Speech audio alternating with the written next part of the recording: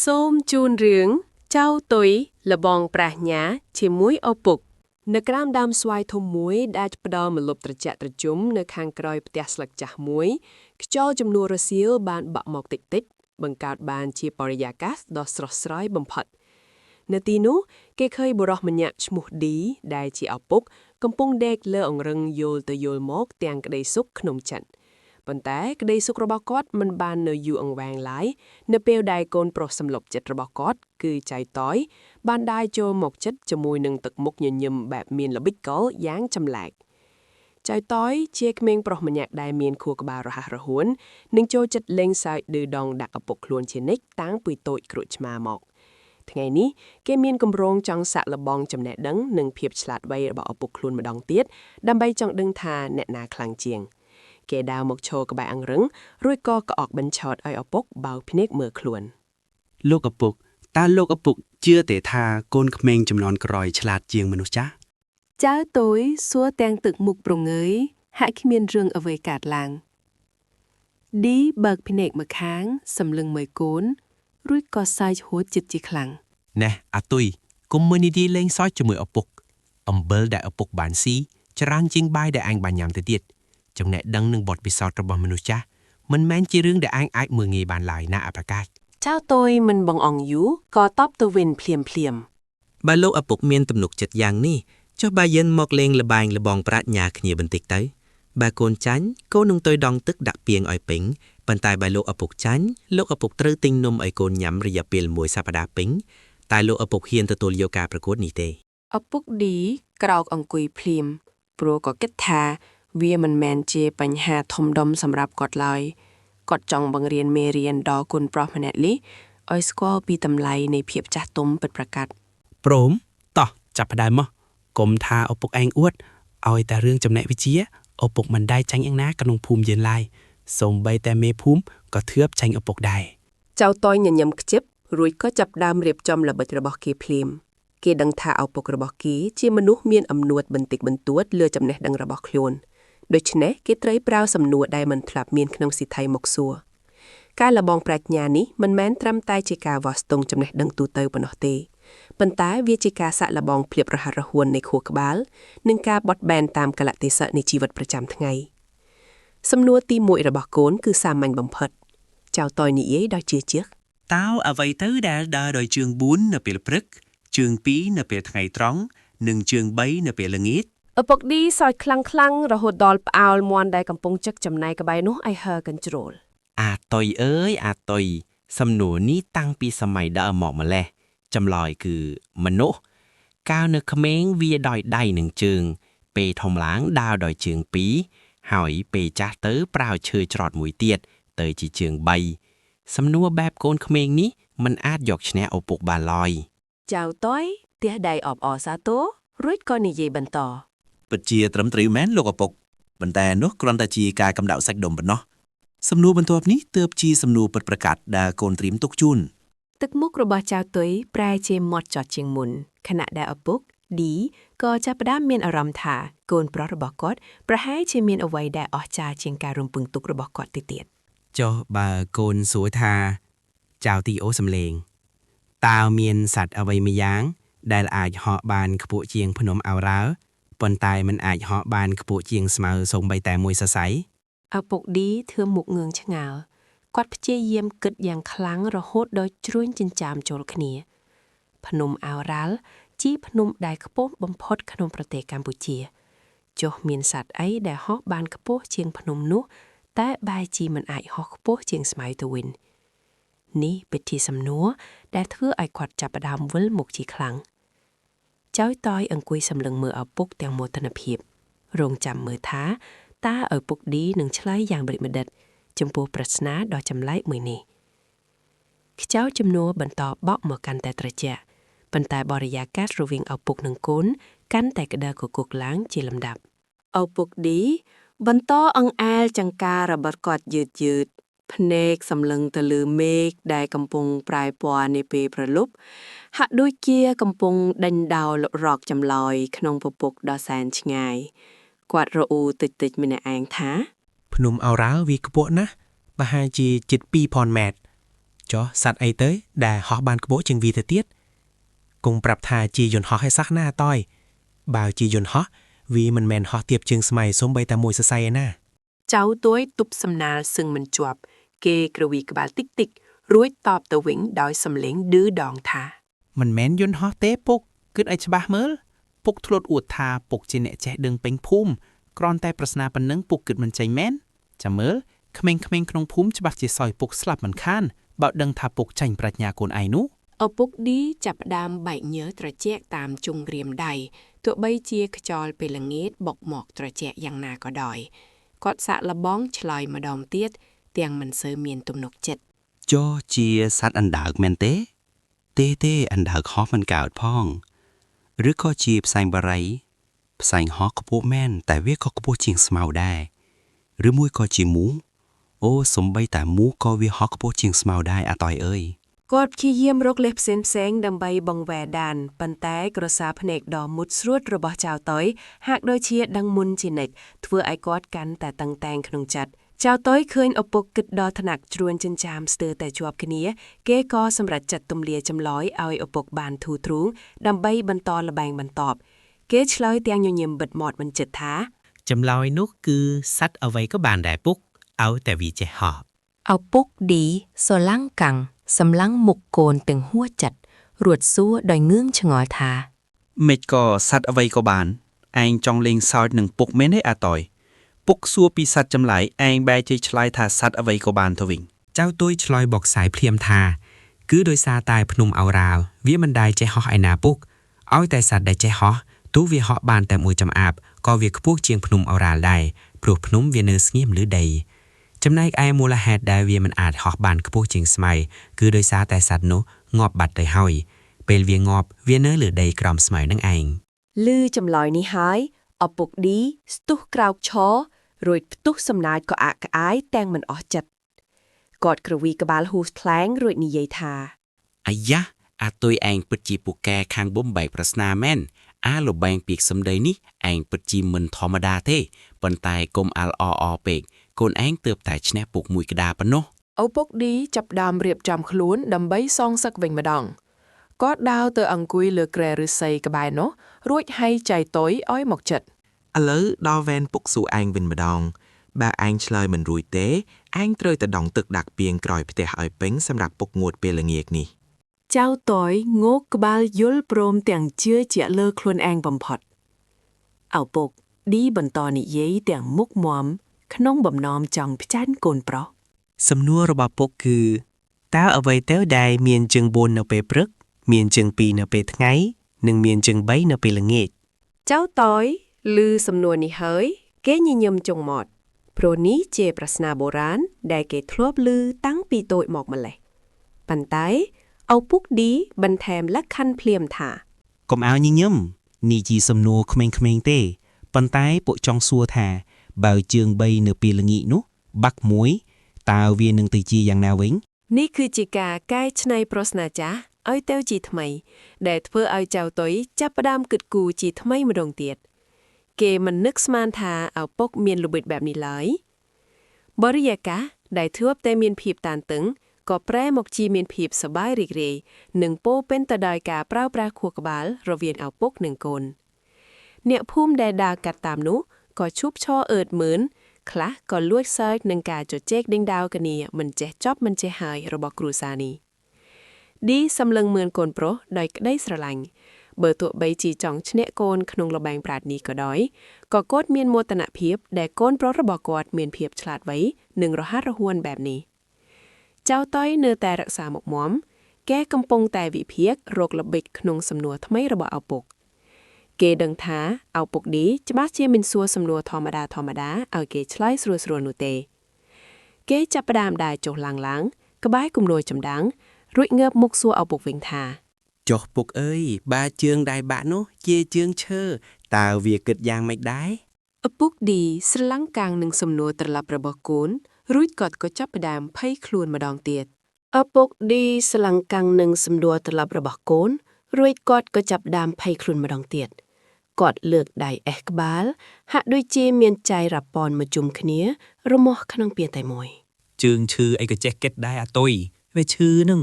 ឌីឆ្លើយទាំងតាក់ទឿចង់បង្វែរសាច់រឿងចេញពីអន្ទាក់ដែលកូនប្រុសបានដាក់ប៉ុន្តែចៅតយមិនព្រមលែងឡើយគេញញឹមចុងមាត់យ៉ាងខលខូចរួចក៏បន្តសម្ដីថា ចុះបើវាជាឈើដែលធ្លាប់មានជីវិតកាលពីមុនបើវាមិនចេះគិតវាមិនដឹងថាខ្លួនឯងកំពុងជាប់នឹងខ្លួនមនុស្សហើយដើររាល់ថ្ងៃនោះទេអីពុក ឌីដកដង្ហើមធំរួចក៏អង្គុយចុះលើកៅអីឈើក្រោមដើមស្វាយឯកំពុងតែផ្ដល់ម្លប់ត្រជាក់ល្ហឹមគាត់ដឹងថាបើគាត់នៅតែព្យាយាមឆ្លើយតាមបែបតក្កវិជ្ជាធម្មតាគាត់នឹងចាញ់កូនប្រុសម្នាក់នេះមិនខានឡើយគាត់ក៏សម្រេចចាត់ផ្លាក់ប្ដូរយុទ្ធសាស្ត្រពីការដោះស្រាយបញ្ហាមកជាការបង្កើតបញ្ហាថ្មីឲ្យកូនវិញដើម្បីការពារកិត្តិយសឈ្មោះជាឪពុក អូខេចុះបើជើងឈើនោះវាគិតថាវាមិនចង់ធ្វើជាជើងទៀតទេតែវាចង់ខ្លាយជាអស់វិញតើឯងយល់យ៉ាងណា ឌីសួរទាំងសង្ឃឹមថានឹងឃើញចៅតៃតល់គំនិតម្ដងចៅតៃសើចក្បាលក្អាយរួចដើរទៅក្បែរឪពុកហើយខ្សឹបដាក់ទ្រឹស្ជែកថា បើវាចង់ធ្វើជាអស់វានឹងរងចាំឲ្យពុកដុតស្លត្នោតឲ្យវាបានកក់ក្ដៅជាលើកចុងក្រោយហើយប៉ុន្តែពុកកុំអាវគិតពីរឿងជើងឈើអីខ្ញុំមានសំណួរមួយទៀតចង់សួរពុកបើពុកឆ្លើយត្រូវខ្ញុំនឹងទៅដង់ទឹកដាក់ពាងឲ្យពេញតែម្ដង លឺពាក្យថាដងទឹកដាក់ពាងឌីភ្នែកឡើងភ្លឺភ្លាមព្រោះគាត់កំពុងតែខ្ជិលដងទឹកពីអណ្ដងល្មមគាត់ញញឹមរួតងក់ក្បាលយល់ព្រមភ្លាមដោយមិនស្តាក់ស្ទើរ សួរមកចោះលើកនេះពុកមិនអោយឯងឈ្នះទៀតទេ ឌីនិយាយទាំងជឿជាក់ហាក់ដូចជាខ្លួនឯងជាអ្នកប្រាជ្ញមកពីស្រុកឆ្ងាយចៅទៅយកបត់ដៃទាំងសងខាងលើទ្រូងរួចសួរដោយទឹកមុខមាំថា មានសត្វមួយប្រភេទពេលវាដើរវាមានជើង4ពេលវាដេកវាមិនប្រែជើងតតែសោះហើយពេលវាហែលទឹកវាមិនត្រឹមតែគ្មានជើងទេថែមទាំងខ្លួនទៀតផងតើវាជាសត្វអ្វី ឌីងើបឈរឡើងវិញដើរជុំវិញគំនរចម្បើងនោះដដែលហាក់ដូចជាកំពុងរកនឹកចម្លើយក្នុងចម្បើងគាត់គិតក្នុងចិត្តថា សត្វអីដែលមានជើង4ឆ្កាឆ្មាគោចុះពេលដេកមិនប្រែជើងប្រហែលជាអាចព្រោះដេកលើដីមែនចុះពេលហែលទឹកគ្មានជើងគ្មានខ្លួននេះវាជាសត្វអីទៅអេ ញើសចាប់ផ្ដៅហួរស្រកតាមថ្ងារបស់ឌីទោះបីជាមេឃមិនសូវក្តៅក៏ដោយគាត់ខំប្រឹងរុករកក្នុងខួរក្បាលដែលសម្បូរទៅដោយបទពិសោធន៍ជីវិតប៉ុន្តែសំណួរកូនម្នាក់នេះហាក់ដូចជាមកពីពិភពផ្សេង យ៉ាងម៉េចដែរពុកកុំប្រាប់ណាថាចាញ់សំណួរក្មេងដូចជាខ្ញុំ ចៅតយនិយាយឌឺដងធ្វើឲ្យឌីកាន់តែអន្ទះសារខ្លាំងជាងមុនគាត់សម្លឹងមើលទៅស្រះទឹកក្បែរផ្ទះឃើញត្រីហែប្រគិតគ្នារួចគាត់ក៏ស្រែកថា ត្រីមែនទេអើយត្រីវាអត់មានជើងទេចៅតយក្រវីក្បាលយ៉ាងរហ័សខុសឲ្យពុកត្រីវាមានខ្លួនតាសំណួរខ្លួនថាគ្មានជើងហើយគ្មានខ្លួនទៀត ឌីស្ទើរតែដាច់ផ្ងាគាត់មិនដែលដឹងថាមានសត្វបែបនេះនៅលើโลกនេះគាត់ឈប់ដើររួចសម្លឹងមុខកូនចំដោយកែវភ្នែកងឿងឆ្ងល់បំផុតចៅតយឃើញឪពុកតល់តម្រឹកគេក៏ចាប់ផ្ដើមរៀបចំបង្ហាញចម្លើយជ័យជំនះប៉ុន្តែមុននឹងគេអាចហើបមាត់ប្រាប់ស្រាប់តែម្ដាយរបស់គេស្រែកហៅយ៉ាងខ្លាំងពីលើផ្ទះមុខថា ឌីតយមកហូបបាយកូនបើមិនមកឥឡូវទេនឹងត្រូវញ៉ាំបាយកក់មិនខាន ឌីឆ្លៀតឱកាសនេះដើម្បីគេចវែពីភាពខ្មាស់អៀនប៉ុន្តែចៅតូយវ៉ាន់ចាប់ដៃឪពុកជាប់មិនអើយទៅណាឡើយ ពុកឆ្លើយមិនរួយទេមែនទេចម្លើយនោះគឺ ចៅតូយអូសំលេងវែងធ្វើឲ្យឌីកាន់តែអន្ទះសារចង់ដឹងខ្លាំងឡើងរហូតដល់ដកដង្ហើមស្ទើរមិនដល់គ្នាភាពស្ងប់ស្ងាត់បានគ្របដណ្ដប់មួយសន្ទុះមុនពេលចៅតូយបញ្ចេញពាក្យមួយម៉ាត់ដែលធ្វើឲ្យឌីសោចស្ទើរតែថ្លឹកថ្លោមនិងយល់ថាខ្លួនឯងចាញ់កូនប្រុសនេះដាច់តែម្ដងគេខ្សឹបថា គឺស្រមោលសត្វនឹងណាទុ ឌីឈរថ្មឹងហួសចិត្តនៅភាពវៃឆ្លាតរបស់កូនដែលយកអ្វីដែលនៅចិត្តខ្លួនបំផុតមកធ្វើជាល្បែងប្រាជ្ញាឌីឈរថ្មឹងហួសចិត្តនឹងភាពវៃឆ្លាតរបស់កូនដែលយកអ្វីដែលនៅចិត្តខ្លួនបំផុតមកធ្វើជាល្បែងប្រាជ្ញាគាត់សម្លឹងមើលទៅស្រមោលខ្លួនឯងដែលក្រាបនៅលើដីរួចក៏ងើបមុខមកសើចក្អាកក្អាយលាន់លឺរហូតដល់ចុងភូមិធ្វើឲ្យមាន់ដែលកំពុងដេកលើមែកស្វាយក្បែរនោះភ្ញាក់អោហែជាងទាំងបារម្ភពីសុវត្ថិភាពរបស់វា កូនឯងពិតជាមិនធម្មតាមែនតយអើយតយ ពុកស្មានតឯងទៅរកសัตว์ចម្លែកឯណាឆ្ងាយបែរជាមកលេងក្បាច់ក្បែរខ្លួនទៅវិញ ឌីនិយាយបណ្ដាលលើកដៃអង្អែលក្បាលកូនប្រុសបណ្ដាលដោយក្តីមោទនភាពលាយឡំនឹងភាពអៀនព្រានដែលខ្លួនជាអ្នកចេះដឹងម្នាក់ដែរតែបែរជាចាញ់ល្បិចក្មេងតូចទៅវិញខណៈនោះសំលេងអ្នកម៉ែចៅតយស្រែកហៅចិនពីក្នុងផ្ទះបាយមកយ៉ាងខ្លាំងៗថា អ្នកទាំងពីរអ្នកពួកកូននឹងគិតថាពីសោយសបាយដល់ណាទៀតបាយជាអឹងហើយមកលាងដៃលាងជើងឲ្យស្អាតរួចមកហូបបាយកុំឲ្យត្រូវឆេះអស់តិចម៉ែញ៉ាំអស់ម្នាក់ឯងទៅ ចៅតយដែលកំពុងតែអរនឹងជ័យជំនះរបស់ខ្លួនក៏រត់សម្ដៅទៅរកពាងទឹកក្បែរចិនដែរផ្ទះរួចដងទឹកលាងដៃយ៉ាងរហ័សឌីដាវតាមពីក្រោយទាំងទឹកមុខញញឹមញញែមក្នុងចិត្តកំពុងតែគិតរកវិធីសងសឹកកូនវិញឲ្យទាល់តែបានដើម្បីស្រួចស្រង់មុខមាត់គាត់មិនព្រមឲ្យគេឈ្មោះ អ្នកប្រាជ្ញប្រចាំភូមិរបស់គាត់ត្រូវរលាយដោយសារតែស្រមោលសត្វមួយនោះឡើយនៅពេលពួកគេអង្គុយជុំគ្នាលើកន្ទែលក្បែរថាសបាយ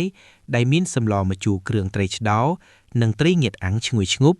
ឌីក៏ចាប់ផ្ដើមរៀបចំយុទ្ធសាស្ត្រថ្មីគាត់ដួសបាយដាក់ចានឲ្យកូនរួចនិយាយដោយទឹកមុខម៉ាំថា តយមិញនេះពុកគ្រាន់តែបន្ធូរដៃឲ្យឯងទេណាឥឡូវនេះដើម្បីឲ្យអស់ចិត្តពុកចង់លបងឯងម្ដងទៀតនៅពេលហូបបាយនេះបើឯងឆ្លើយមិនត្រូវទេឯងត្រូវជួយលាងចានឲ្យម៉ែឯងមួយអាទិត្យពេញព្រមទេ ចៅតុយងើបមុខពីចានបាយភ្នែករបស់គេភ្លឺថ្លាដូចកូនឆ្មារួចឆ្លើយទាំងមិនរួញរាថា បានពុកចុះបើកូនឆ្លើយត្រូវវិញពុកឲ្យកូនបានអ្វីខ្លះ ឌីសើចតិចៗរួចតបថាបើឯងឆ្លើយត្រីពុកនឹងនាំឯងទៅផ្សារក្បាលថ្នល់ទិញនំនិងខ្លែងឯកមួយឲ្យឯងលេងតើឯងហ៊ានទទួលទេ ចៅតយតាក់ដៃអបអរសាទររួចងក់ក្បាលយល់ព្រមភ្លាមឌីក៏ចាប់ផ្ដើមបញ្ចេញសំណួរដែលគាត់គិតថាពិបាកបំផុតសម្រាប់ក្មេងអាយុប៉ុនចៅតយស្ដាប់ឲ្យច្បាស់ណាតើរបស់អ្វីដែលមានភ្នាក់ច្រើនរាប់មិនអស់តែវាមើលមិនឃើញអ្វីទាំងអស់វារស់នៅក្នុងដីតែមានសក់លើក្បាលហើយអ្នកណាក៏ស្គាល់វាដែរចៅតយធ្វើមុខជ្រិញបញ្ឈប់ការញ៉ាំបាយមួយសន្ទុះដៃឆ្វេងរបស់គេអេសក្បាលតិចហាក់បីដូចជាកំពុងតែរកចម្លើយនៅខឹងខួរក្បាលដ៏ទូចច្រឡឹងរបស់គេ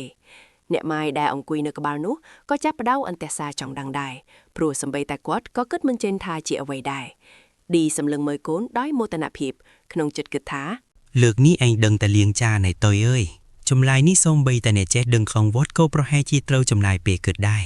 ភាពស្ងប់ស្ងាត់បានត្រឡប់មកវិញម្ដងទៀត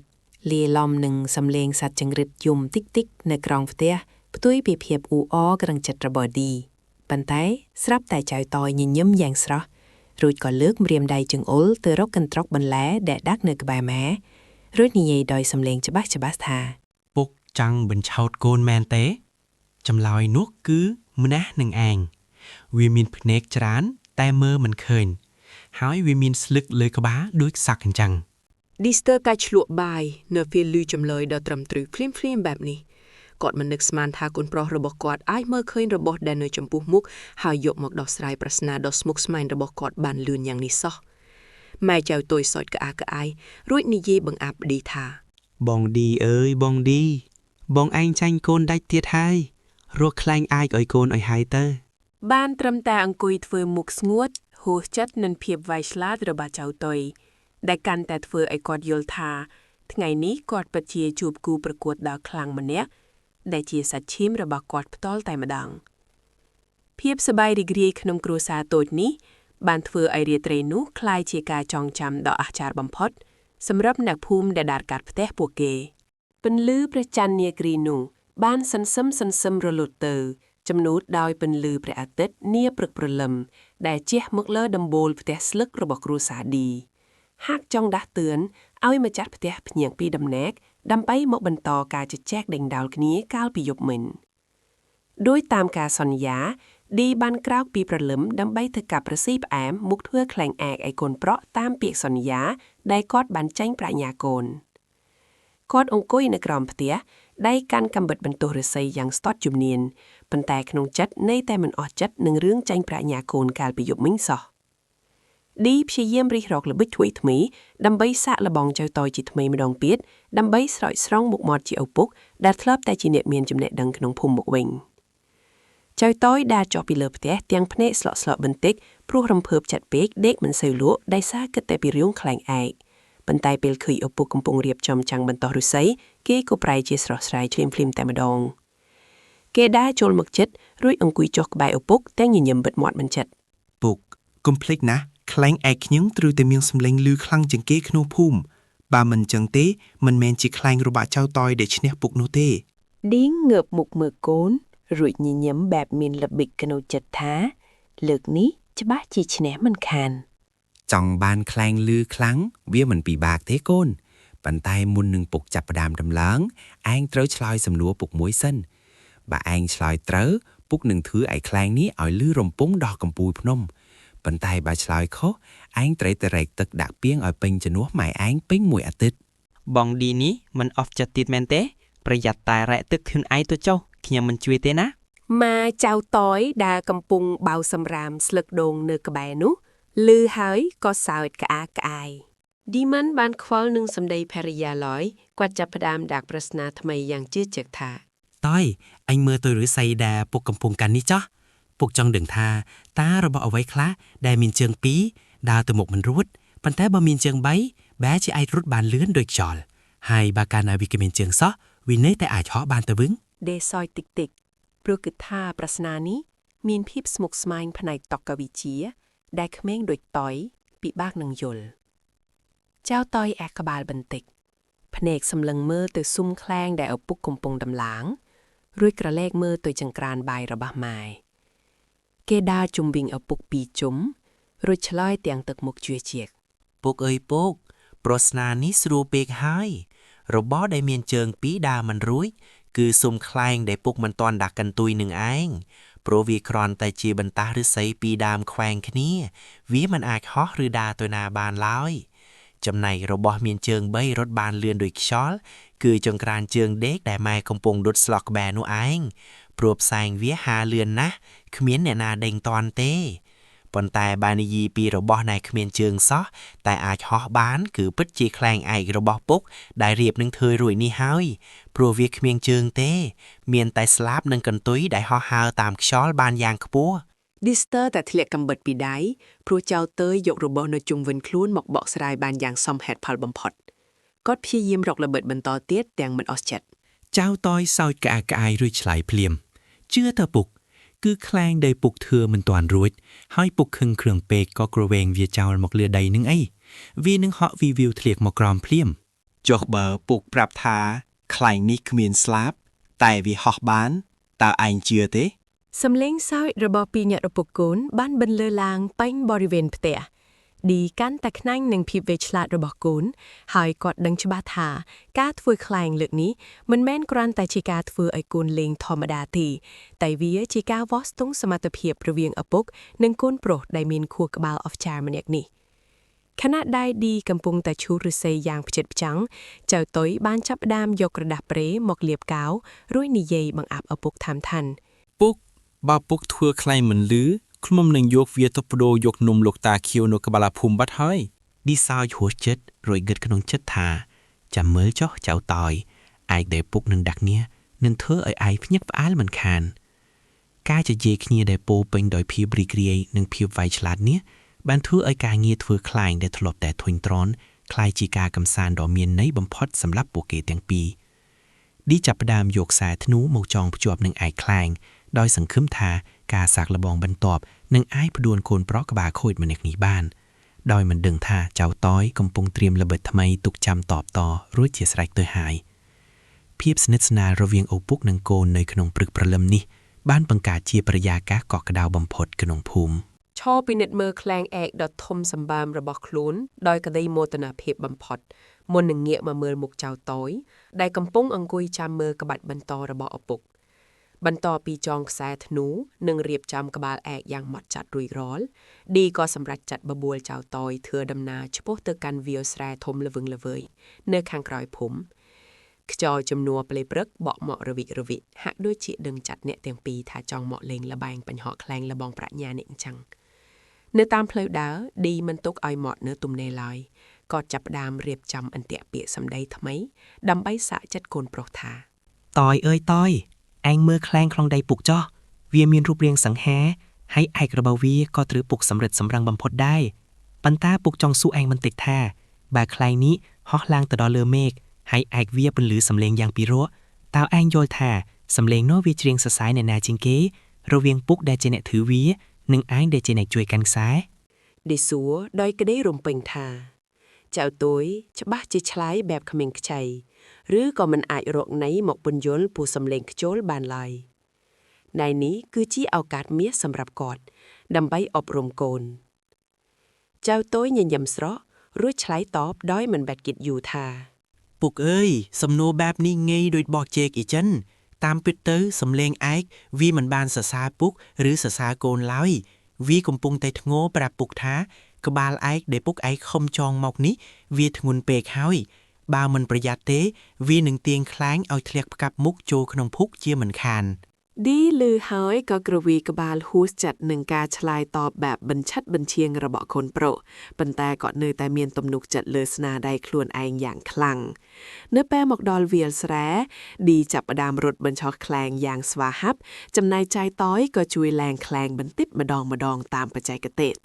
មិនយូរប៉ុន្មានខ្លែងដ៏ធំនោះក៏ហោះត្រដែតឡើងខ្ពស់ផុតចុងត្នោតហើយសំឡេងឯកក៏ចាប់ផ្ដើមបន្លឺឡើងអ៊ូយ៉ាងពីរោះរំដំពេញវាលស្រែឌីសម្លឹងមើលខ្លែងដោយក្តីរំភើបរួចងាកមកសួរចៅតយទាំងសើចក្អាកក្អាយថា ណែអញឃើញទេវាហោះខ្ពស់ណាស់ហើយសំឡេងវាពីរោះដោយតន្ត្រីសួគ៌អញ្ចឹងឥឡូវអញនៅតែថាវាធ្ងន់ទៀតទេ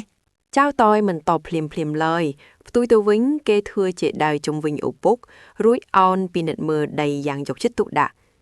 ឃើញកូនធ្វើបែបនេះឌីក៏ឆ្ងល់យ៉ាងខ្លាំងហើយសួរថា ឯងរកអីនឹងតយឬក៏ឯងចាំងរកល្បិតអីមកបោកពុកទៀតហើយ ចៅតៃងើបមុខឡើងវិញរួចធ្វើទឹកមុខស្លន់ស្លោ អូយពុកឯងរវល់តែមើលមេឃភ្លេចមើលដីហីពុកដឹងទេថាសំឡេងឯកដែលលាត់លឺខ្លាំងមិញហ្នឹងវាមិនមែនមកពីខ្លែងទេគឺវាជួយដាស់តឿនពុកថាប្រយ័ត្នជន់អាចគោនៅពីខ្នងពុកអីសោះ គ្រាន់តែលឺពាក្យថាអាចគោភ្លាមឌីដែលជាមនុស្សស្អប់ភាពកខ្វក់បំផុតនោះក៏ស្ទុះលោតចម្ងាយជិត2ម៉ែត្រចេញពីកន្លែងដែលខ្លួនកំពុងឈរធ្វើឲ្យខ្សែខ្លែងនៅក្នុងដៃរបួតចេញពីមេរៀមដៃបន្តិចគាត់ភ័យស្លិនស្លោរេភ្នែកចុះឡើងដើម្បីរកមើលគំនោអាចគោនោះប៉ុន្តែតាមពិតទៅដីនៅត្រង់នោះគឺស្អាតធ្លាគ្មានសំបីតែស្មៅមួយសរសៃចៅទួយឃើញឪពុកលោតដូចកំកាបែបនេះក៏ផ្ទុះសំណើតឡើងយ៉ាងខ្លាំងរួចនិយាយតាំងដឺដងថា ឃើញទេពុកឯងអួតថាខ្លែងពុកមានប្រាជ្ញាដឹងរឿងលើមេឃប៉ុន្តែគ្រាន់តែរឿងលើដីបន្តិចសោះពុកឯងចាញ់ល្បិចអាចគោខ្យៅរបស់កូនបាត់ទៅហើយ ឈរហួសចិត្តរួចក្រវីក្បាលទាំងញញឹមស្ងួតឯងពូកែណាចៅតយប្រៅទាំងសពនាមខ្យល់មកបោកពុកបានទៀតពុកទទួលស្គាល់ថាឯងពូកែវែកញែកប៉ុន្តែការប្រកួតប្រជែងវាមិនទាន់ចប់ត្រឹមអាចគោនឹងទេ ឌីព្យាយាមទាញខ្សែខ្លែងមកវិញឲ្យមានលំនឹងខណៈដែលខ្លែងកំពុងរេចុរេឡើងតាមកម្លាំងខ្យល់ដែលកាន់តែខ្លាំងទៅគាត់សម្លឹងមើលទៅកូនប្រុសដោយក្រសែភ្នែកកោតសរសើរលាយឡំនឹងការចង់ឈ្នះគាត់ដឹងថាចៃតយមិនមែនគ្រាន់តែជាក្មេងក្បាលខួយធម្មតាម្នាក់ឡើយប៉ុន្តែជាក្មេងដែលមានស្មារតីរឹងមាំនិងពូកែសង្កេតបំផុតក្នុងចំណោមក្មេងៗក្នុងភូមិការជជែកគ្នាដែលពោពេញដោយភាពក្រឡុកក្រឡេមនិងសំណើចកក់ក្អាយនេះបានធ្វើឲ្យបរិយាកាសបញ្ហោះខ្លែងនាព្រឹកនេះคล้ายជាការប្រកួតប្រជែងខួរក្បាលដ៏ជប់ចិត្តដែលគ្មានអ្នកណាព្រមចាញ់អ្នកណាឡើយព្រះអាទិត្យចាប់ដើមរះខ្ពស់បន្តិចម្ដងបញ្ចេញពន្លឺពណ៌មាសចាំងមកលើវាលស្រែពណ៌បៃតងខ្ចីបង្កើតបានជាទិដ្ឋភាពដ៏ស្រស់ត្រកាលសម្រាប់ឪពុកកូនទាំងពីរឌីលូតគិតក្នុងចិត្តយ៉ាងមមាញឹកថាគាត់ត្រូវតែរកវិធីសាស្ត្រថ្មីដែលប្លែកនិងអាចកំបាំងជាងនេះដើម្បីធ្វើឲ្យកូនប្រុសម្នាក់នេះគោរពកោតសរសើរចំពោះចំណេះដឹងរបស់គាត់ឲ្យបានម្ដងមុននឹងវេលាថ្ងៃត្រង់ដ៏ក្តៅហែងចូលមកដល់គាត់មិនចង់ឲ្យប្រវត្តិសាស្ត្រដែលចៅតៃតែងតែមានប្រៀបលើគាត់ដដែលនោះកើតឡើងរហូតនោះឡើយចំណែកឯចៅតៃវិញក៏មិនបាននៅស្ងៀមដែរគេកំពុងតែរៀបចំល្បិចថ្មីមួយទៀតនៅក្នុងខួរក្បាលដ៏ឆ្លាតវៃរបស់គេរួចជាស្រេចដើម្បីរងចាំទទួលការវាយបកពីឪពុករបស់ខ្លួនដោយទឹកមុខមានទំនុកចិត្តបំផុតឌីងាកសម្លឹងមើលកូនប្រុសដោយក្រសែភ្នែកមោះមុតដែលបង្កប់នៅមហិច្ឆតាចង់ឈ្នះយ៉ាងខ្លាំងក្លាបំផុតរួចដើរសម្ដៅទៅរកដើមឈើធំមួយដែលមានលប់ត្រជាក់ល្ហឹមសម្រាប់ជ្រក់កម្ដៅថ្ងៃគាត់ឈប់បន្តិច រួចលើកដៃចង្អុលទៅកាន់ស្រមោលមែកឈើដែលកំពុងរេរ៉ាំលើដៃតាមកម្លាំងខ្យល់បក់រសៀកគាត់ញញឹមយ៉ាងមានព្រៀបក្នុងចិត្តរួចបែរមុខសួរទៅកាន់ចៅតយដែលកំពុងអង្គុយលេងមិនដឹងខ្លួនថា ណែកូនប្រុសសំណប់ឯងតែងតែថាឯងឆ្លាតចុះបើពុកសួរឯងមួយសំណួរដែលគ្មានអ្នកណាឆ្លើយរួចតើឯងហ៊ានភ្នាល់ជាមួយពុកទេ ចៅតយដែលកំពុងអង្គុយបេះស្មៅលេងយ៉ាងរំភើយបានងើបមុខឡើងទាំងញញឹមស្រស់បំព្រងរួចឆ្លើយតបយ៉ាងរហ័ស ចុះហេតុអីមិនហ៊ានលោកពុកបើលោកពុកមានប្រស្នាអ្វីក៏សាកល្បងមកចោះកូនចាំទទួលជានិច្ចមិនឲ្យលោកពុកត្រូវខកបំណងឡើយ សប្បាយចិត្តណាស់ដែលឃើញត្រីកំពុងតែចូលមកក្នុងសន្ទូចដែលគាត់បានដាក់ជង្រុកទុកគាត់ចាប់ដើមរៀបរាប់ទាំងទឹកមុខរឹងមាំនិងសំឡេងមើងម៉ាត់បង្ខត់ សំណួររបស់ពុកគឺងាយទេតែវាពិតជាពិបាកយល់ខ្លាំងណាស់សម្រាប់អ្នកដែលមិនប្រើខួរក្បាលឲ្យស៊ីជម្រៅតើរបបអ្វីខ្លះដែលនៅពេលព្រឹកព្រលឹមវាមានជើង4ពេលថ្ងៃត្រង់បេះបិទវាមានជើង2ហើយលុះដល់ពេលល្ងាចព្រះអាទិត្យជិតលិចវាមានជើង3វិញ គាត់គិតក្នុងចិត្តទាំងអំនួតថាសំណួរនេះជារឿងព្រេងបុរាណដែលក្មេងៗចំនួនក្រោយដូចជាចៅតយប្រហែលជាមិនដែលបានឮឬបានសិក្សាពីមុនមកឡើយប៉ុន្តែផ្ទុយស្រឡះពីការរំពឹងទុករបស់គាត់ចៅតយបែរជាសោយក្អាកក្អាយរហូតដល់ជោគពោះរួចឆ្លើយភ្លាមដោយមិនបាត់ប្រើពេលគិតសំបីតែមួយវិនាទីឡើយថា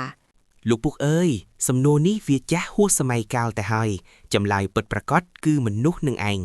កាលនៅពីតូចវារត់ជើង4ពេលធំពេញរូបពេញរាងដើរជើង2ហើយដល់ពេលចាស់ជរាទៅត្រូវកាន់ឈើច្រត់ក៏คล้ายជាជើង3យ៉ាងដូចនេះឯង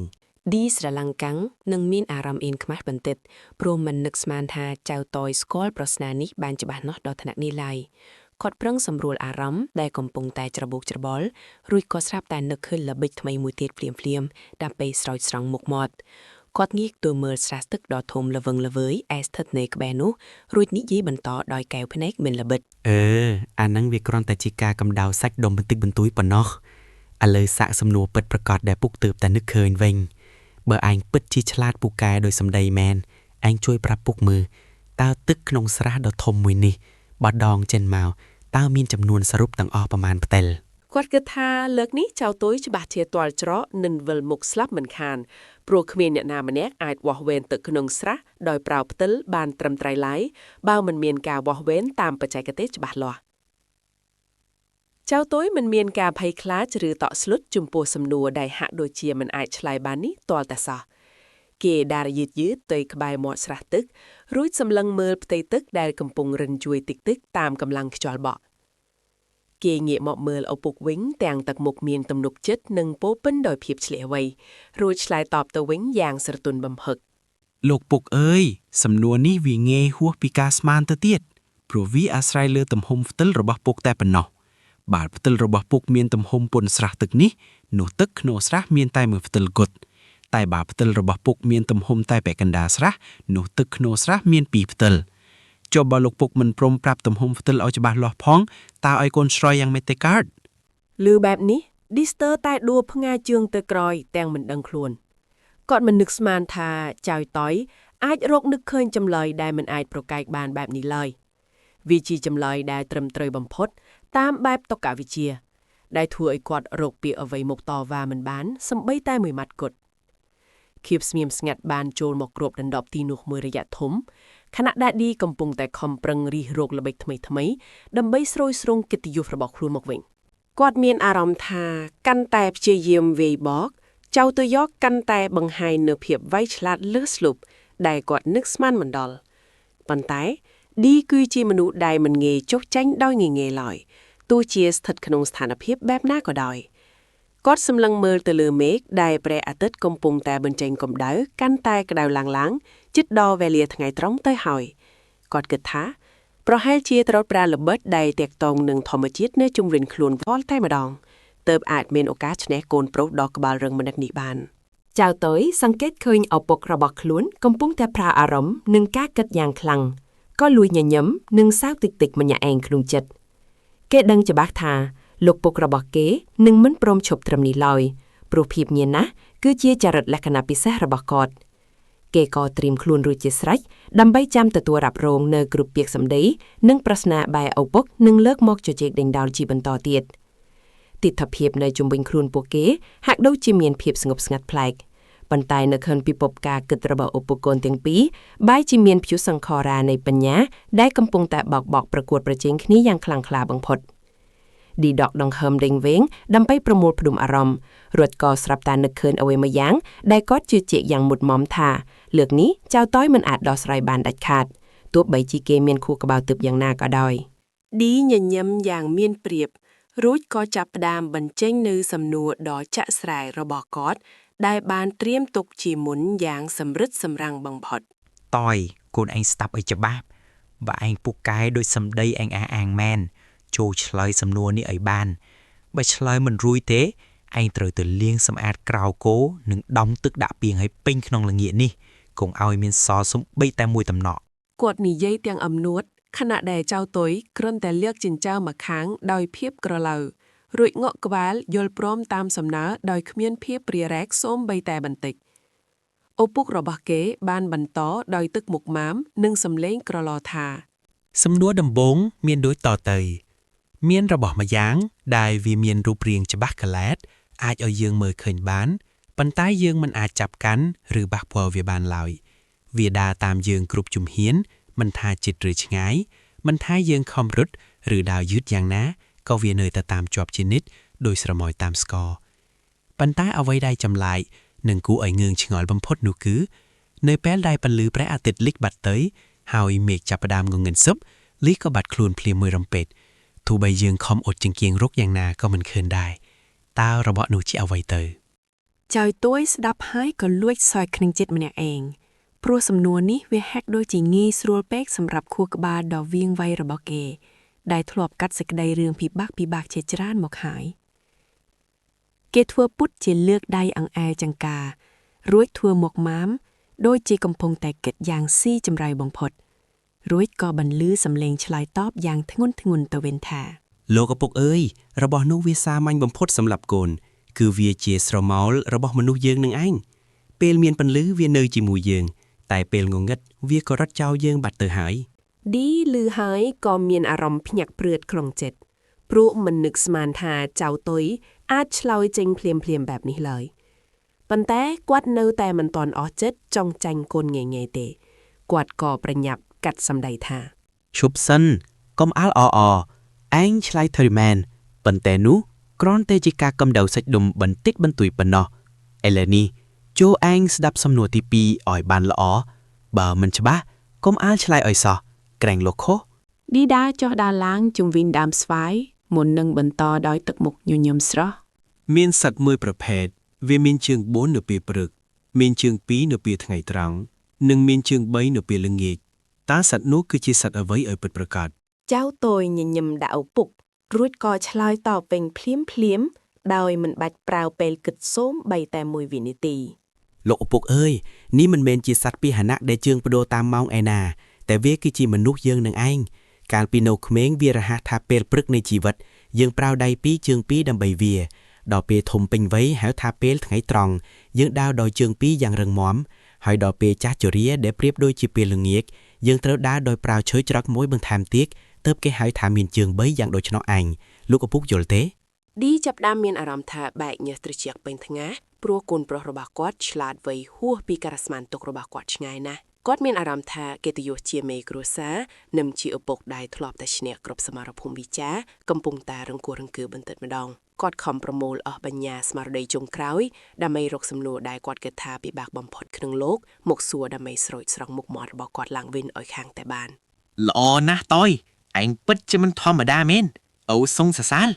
ឌីនិយាយទាំងសំឡេងញយៗបន្តិចដោយក្តីរំភើបលាយឡំនឹងការចង់ឈ្នះ ឥឡូវដល់សំណួរចុងក្រោយដែលជាសំណួរសម្ហាត់វាសនាបើឯងឆ្លើយត្រូវទៀតឲ្យនឹងសុំចាញ់ឯងដោយដាច់អស់ហង្ការហើយនឹងធ្វើតាមឯងគ្រប់យ៉ាងមួយថ្ងៃពេញសំណួរនោះគឺតើអ្វីទៅដែលនៅពីមុខយើងជានិច្ចប៉ុន្តែយើងមិនដែលមើលវាឃើញតតែសោះទោះបីជាយើងព្យាយាមបាក់ភ្នែកឲ្យធំយ៉ាងណាក៏ដោយ ចៅតយឈើស្ងៀមមួយសន្ទុះធ្វើឲ្យឌីចាប់ផ្ដើមមានសង្ឃឹមយ៉ាងខ្លាំងថាលើកនេះកូនប្រុសរបស់គេប្រកាសជាទាល់តម្រេះនឹងត្រូវតលៀនក្រៅគោឲ្យគាត់មិនខានឡើយឌីលួយសាយតិចតិចខ្មងចិត្តយ៉ាងមានក្តីសុខជាពន់ពេកប៉ុន្តែភ្លាមនោះចៅតយស្រាប់តែងើបមុខឡើងសម្លឹងទៅកាន់ជើងមេឃដ៏ធំល្វឹងល្វើយ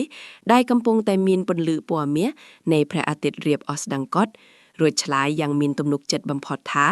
របស់ដែលនៅពីមុខយើងជានិច្ចតែយើងមើលមិនឃើញនោះគឺអនាគតរបស់មនុស្សយើងនឹងឯងលោកឪពុកគ្មាននរណាម្នាក់អាចមើលឃើញអ្វីដែលនឹងកើតឡើងនៅនាទីបន្ទាប់បានឡើយទោះជាគេឆ្លាតយ៉ាងណាក៏ដោយសំឡេងឆ្លើយដ៏មុតមាំរបស់ចៅតៃ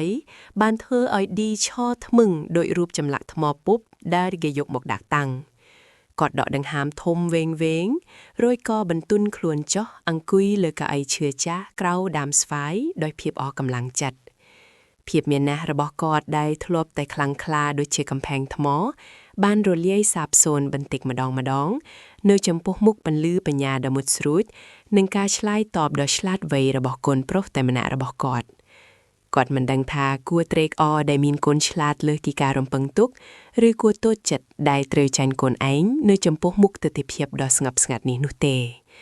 ចៅតៃឃើញឪពុកស្ងាត់គេក៏ដើរចូលមកជិតរួចក៏និយាយដោយសំឡេងទន់ភ្លន់លាយឡំនឹងសំណើចទឹកថាលោកឪពុកកុំអន់ចិត្តអីកូនឆ្លាតក៏ដោយសារតែបានពូតពងវៀងវៃនឹងការអប់រំដ៏ល្អពីលោកឪពុកដែរនឹងបើឪពុកមិនឆ្លាតតើកូនអាចឆ្លាតបានយ៉ាងម៉េចសម្ដីផ្អែមល្ហែមនិងការលើកសរសើររបស់ចៅតយបានធ្វើឲ្យឌីផ្ទុះសំណៅឡើងមកវិញភ្លាមយ៉ាងរំភើបគាត់សើយកាក្អាយទាំងមានមោទនភាពជាទីបំផុតរួចក៏លើកដៃអង្អែក្បាលកូនប្រុសតិចដោយក្តីស្រឡាញ់ពេញបេះដូងទិដ្ឋភាពដ៏កក់ក្ដាំងរវាងឪពុកនិងកូននៅពេលនេះបានលុបបំបាត់រាល់ភាពតានតឹងនិងការប្រកួតប្រជែងបញ្ញាទាំងឡាយដែលកើតមានឡើងអំបញ្ញមិញឲ្យរលាយបាត់អស់គំនិតសងពីក្នុងចិត្តរបស់ពួកគេឡើយភាពស្ងប់ស្ងាត់ក្នុងបរិយាកាសដ៏រីករាយបានអូសបន្លាយត្រឹមតែមួយសន្ទុះប៉ុណ្ណោះមុនពេលដែលឌីដែលជាឪពុកចាប់ផ្ដើមរៀបចំគម្រោលការថ្មីមួយទៀតដើម្បីសងសឹកគុណប្រុសដោយភាពក្រឡេកក្រលុយទោះបីជាការសរសើររបស់ចៅតយអំបញ្ញមិញបានធ្វើឲ្យគាត់រំភើបចិត្តយ៉ាងណាក៏ដោយប៉ុន្តែក្នុងនាមជាអ្នកដែលធ្លាប់ឆ្លងកាត់បទពិសោធន៍ជីវិតច្រើនជាងឌីនៅតែចង់សាកល្បងមើលថាតើភាពឆ្លាតវៃរបស់គុណប្រុសគាត់គឺជាចំណេះដឹងពិតប្រាកដឬគ្រាន់តែជាវោហារស័ព្ទសម្រាប់តែបោកបញ្ឆោតឲ្យគាត់សប្បាយចិត្តប៉ុណ្ណោះគាត់បានប្រឡែងដៃពីក្បាលកូនរួចដើរទៅអង្គុយលើគ្រែឈើក្រោមដើមស្វាយក្បែរផ្ទះទាំងធ្វើរកពាជាអ្នកប្រាជ្ញដែលកំពុងមានអត្ថាកំបាំងដ៏ជ្រាលជ្រៅមួយនៅក្នុងចិត្តឌីបានងាកមកសម្លឹងមុខចៅតយដែលកំពុងញញឹមស្រស់រួចនិយាយដោយទឹកមុខម៉ាំថាតយកូនសម្លាញ់ពាក្យដែលកូននិយាយអំបញ្ញមិញវាពិតជាមានន័យណាស់សម្រាប់ឪពុកប៉ុន្តែក្នុងលោកនេះការដឹងត្រឹមតែទ្រឹស្ដីគឺមិនគ្រប់គ្រាន់ទេកូនត្រូវមានសមត្ថភាពវិភាគឲ្យបានគ្រប់ជ្រុងជ្រោយទៅលើសកម្មភាពជាក់ស្ដែងទៀតផងឥឡូវនេះដើម្បីឲ្យសមនឹងកូនជាពុយពងញាក់ខាំងឪពុកមានប្រស្នាមួយទៀតដែលប្រស្នានេះមិនមែនត្រឹមតែប្រើខួរក្បាលទេគឺត្រូវប្រើទាំងភ្នែកនិងត្រចៀកឲ្យឆ្លាតវៃបំផុតបើកូនឆ្លើយត្រូវឪពុកនឹងនាំកូនទៅផ្សារទិញមុំដែលកូនចូលចិត្តបំផុតប៉ុន្តែបើកូនឆ្លើយខុសកូនត្រូវតែជួយដួសទឹកដាក់ពាងឲ្យពេញចំនួនឪពុកនៅល្ងាចនេះវិញតើកូនហ៊ានភ្នួរទេចៅតយលើកចិញ្ចើមម្ខាងទៀងដឹងបំណងឪពុកខ្លួនច្បាស់ថាចង់ឲ្យគេជួយធ្វើការងារផ្ទះដោយប្រើល្បិចល្បងប្រាជ្ញាប៉ុន្តែដោយភាពជឿជាក់ឯខ្លួនឯងគេបានឆ្លើយតបវិញភ្លាមៗថាបាទលោកឪពុកកូនមិនដែលរាថយចំពោះការសាក់លបងឡើយសូមលោកឪពុកដាក់ប្រស្នាមកចោះកូនត្រៀមខ្លួនរួចជាស្រេចដើម្បីទទួលបាននំឆ្ងាញ់ៗនិងដើម្បីបញ្ជាក់ថាពួកយើងពិតជាមិនអន់មែនដេសាយតិចក្នុងបំពង់ករួចចាប់ផ្ដើមដាក់ប្រស្នាថាឧបមាថាថ្ងៃនេះម៉ែឯងធ្វើសម្លម្ជូរត្រីកន្ធរមួយឆ្នាំងធំញ៉ាំងឈ្ងុយឆ្ងាញ់គាត់ដាក់ត្រីចំនួន10ម្សៅស៊ុប1ស្លាបព្រានិងទឹកត្រី2ដបពេលកំពុងដាំឲ្យពុះស្រាប់តែមានឆ្មាខ្មៅមួយក្បាលមកលួចឆក់យកត្រីចំនួន3ចេញពីក្រនឆ្នាំងនោះយ៉ាងលឿនសំណួររបស់ឪពុកមាន2ចំណុចដែលកូនត្រូវឆ្លើយឲ្យត្រូវទាំងពីរទើបឈ្នះទី1តើក្នុងឆ្នាំងនោះនៅសល់ត្រីចំនួនប៉ុន្មានក្បាលឲ្យប្រកបនិងទី2តើសម្លម្ជូរនោះនឹងមានរសជាតិបែបណាទៅវិញចៅតយនៅស្ងៀមមួយសន្ទុះគេធ្វើពុតជាលើកដៃអង្អែលចង្ការដោយមនុស្សចាស់រួចសម្លឹងមើលទៅលើមេឃធ្វើដូចជាកំពុងកណនាយ៉ាងស្មុគស្មាញ បន្ទាប់មកគេក៏ញញឹមយ៉ាងកំហុសរួចឆ្លើយទាំងទឹកមុខម៉ាំថា លោកឪពុកសំណួរនេះសម្រាប់អ្នកដទៃប្រហែលជាពិបាកតែសម្រាប់កូនវាស្រួលដោយបកជែកអញ្ចឹងចម្លើយទី1គឺក្នុងឆ្នាំងមិនសល់ត្រីសូម្បីតែមួយក្បាលឡើយព្រោះកាលណាឆ្មាលក់យកត្រីចេញពីឆ្នាំងដែលកំពុងពុះខ្លាំងបែបនេះច្បាស់ណាស់ថាឆ្នាំងនោះត្រូវធ្លាក់កំពប់បែកខ្ទេចខ្ទីអស់ហើយគ្មានត្រីណានៅសល់ក្នុងនោះទៀតទេចំណែកចម្លើយទី2រសជាតិសម្លនោះគឺរសជាតិរំពាត់បាទឌីឆ្ងល់យ៉ាងខ្លាំងព្រោះចម្លើយទី2នេះវាហួសពីការស្មានរបស់គាត់ក៏ស៊ូបញ្ជាក់ទាំងងឿងឆ្ងល់ថា រសជាតិរំពាត់តើមានន័យថាម៉េចទៅកូនក្នុងโลกនេះមានសម្លរសជាតិរំពាត់ដែរឬ ចៅតុយសាច់ក្អាកក្អាយរួចបកស្រាយដោយភាពជឿជាក់ថា គឺមានន័យថាពេលម៉ែឃើញឆ្នាំងសម្លបាយខ្ទេចហើយត្រីបាត់អស់បែបនេះគាត់មិនខ្វល់ថាឆ្មាលួចឬកូនលួចទេគាត់នឹងទាញរំពាត់មកសួរយើងទាំងពីរនាក់ឪពុកកូននេះឯងរសជាតិដែលយើងទទួលបានគឺរំពាត់ពេញខ្នងតែម្ដងនេះហើយគឺជាការវិភាគតាមបែបជាក់ស្ដែងដែលលោកឪពុកចង់បាន ឌីលឺបែបនេះក៏នឹកឃើញដល់ចរិតមើងម៉ាត់របស់ភរិយាខ្លួនភ្លាមគាត់ស្រមើលស្រមៃឃើញរូបភាពប្រពន្ធកាន់រំពាត់ឈរនៅមាត់ទ្វារដែលធ្វើឲ្យគាត់ព្រឺសម្បូរខ្ញាកដោយមិនដឹងខ្លួនឌីសោយបណ្ដាងក់ក្បាលបណ្ដារួចនិយាយទាំងក្រវីក្បាល ពិតមែនហើយកូនឯងឆ្លាតមែនឆ្លាតរហូតដល់ដឹងមុនថាគ្រោះថ្នាក់នឹងមកដល់ទៀតឪពុកពិតជាមិនអាចមើលរំលងសមត្ថភាពវិភាគរបស់កូនបានមែននំមួយថងនេះច្បាប់ជារបស់កូនហើយ ក្នុងខណៈដែលពួកគេកំពុងសើចសប្បាយនឹងប្រស្នានេះស្រាប់តែមានសំឡេងស្រែកហៅចេញពីក្នុងផ្ទះបាយមកយ៉ាងខ្លាំងវាគឺជាសំឡេងរបស់ម្ដាយចៅតយដែលកំពុងរអ៊ូអំពីរឿងអ្វីមួយយ៉ាងតក់ក្រហល់ឌីនិងចៅតយសម្លឹងមុខគ្នាដោយភាពតក់ស្លុតបន្តិចព្រោះសំឡេងនោះវាហាក់ដូចជាមានរសជាតិរំពាត់ដោយដែលចៅតយបានទាទុកមែនឌីសឹកប្រាប់កូនថា តើកូននិយាយដូចទាទុកមុនអញ្ចឹងតោះយើងទៅមើល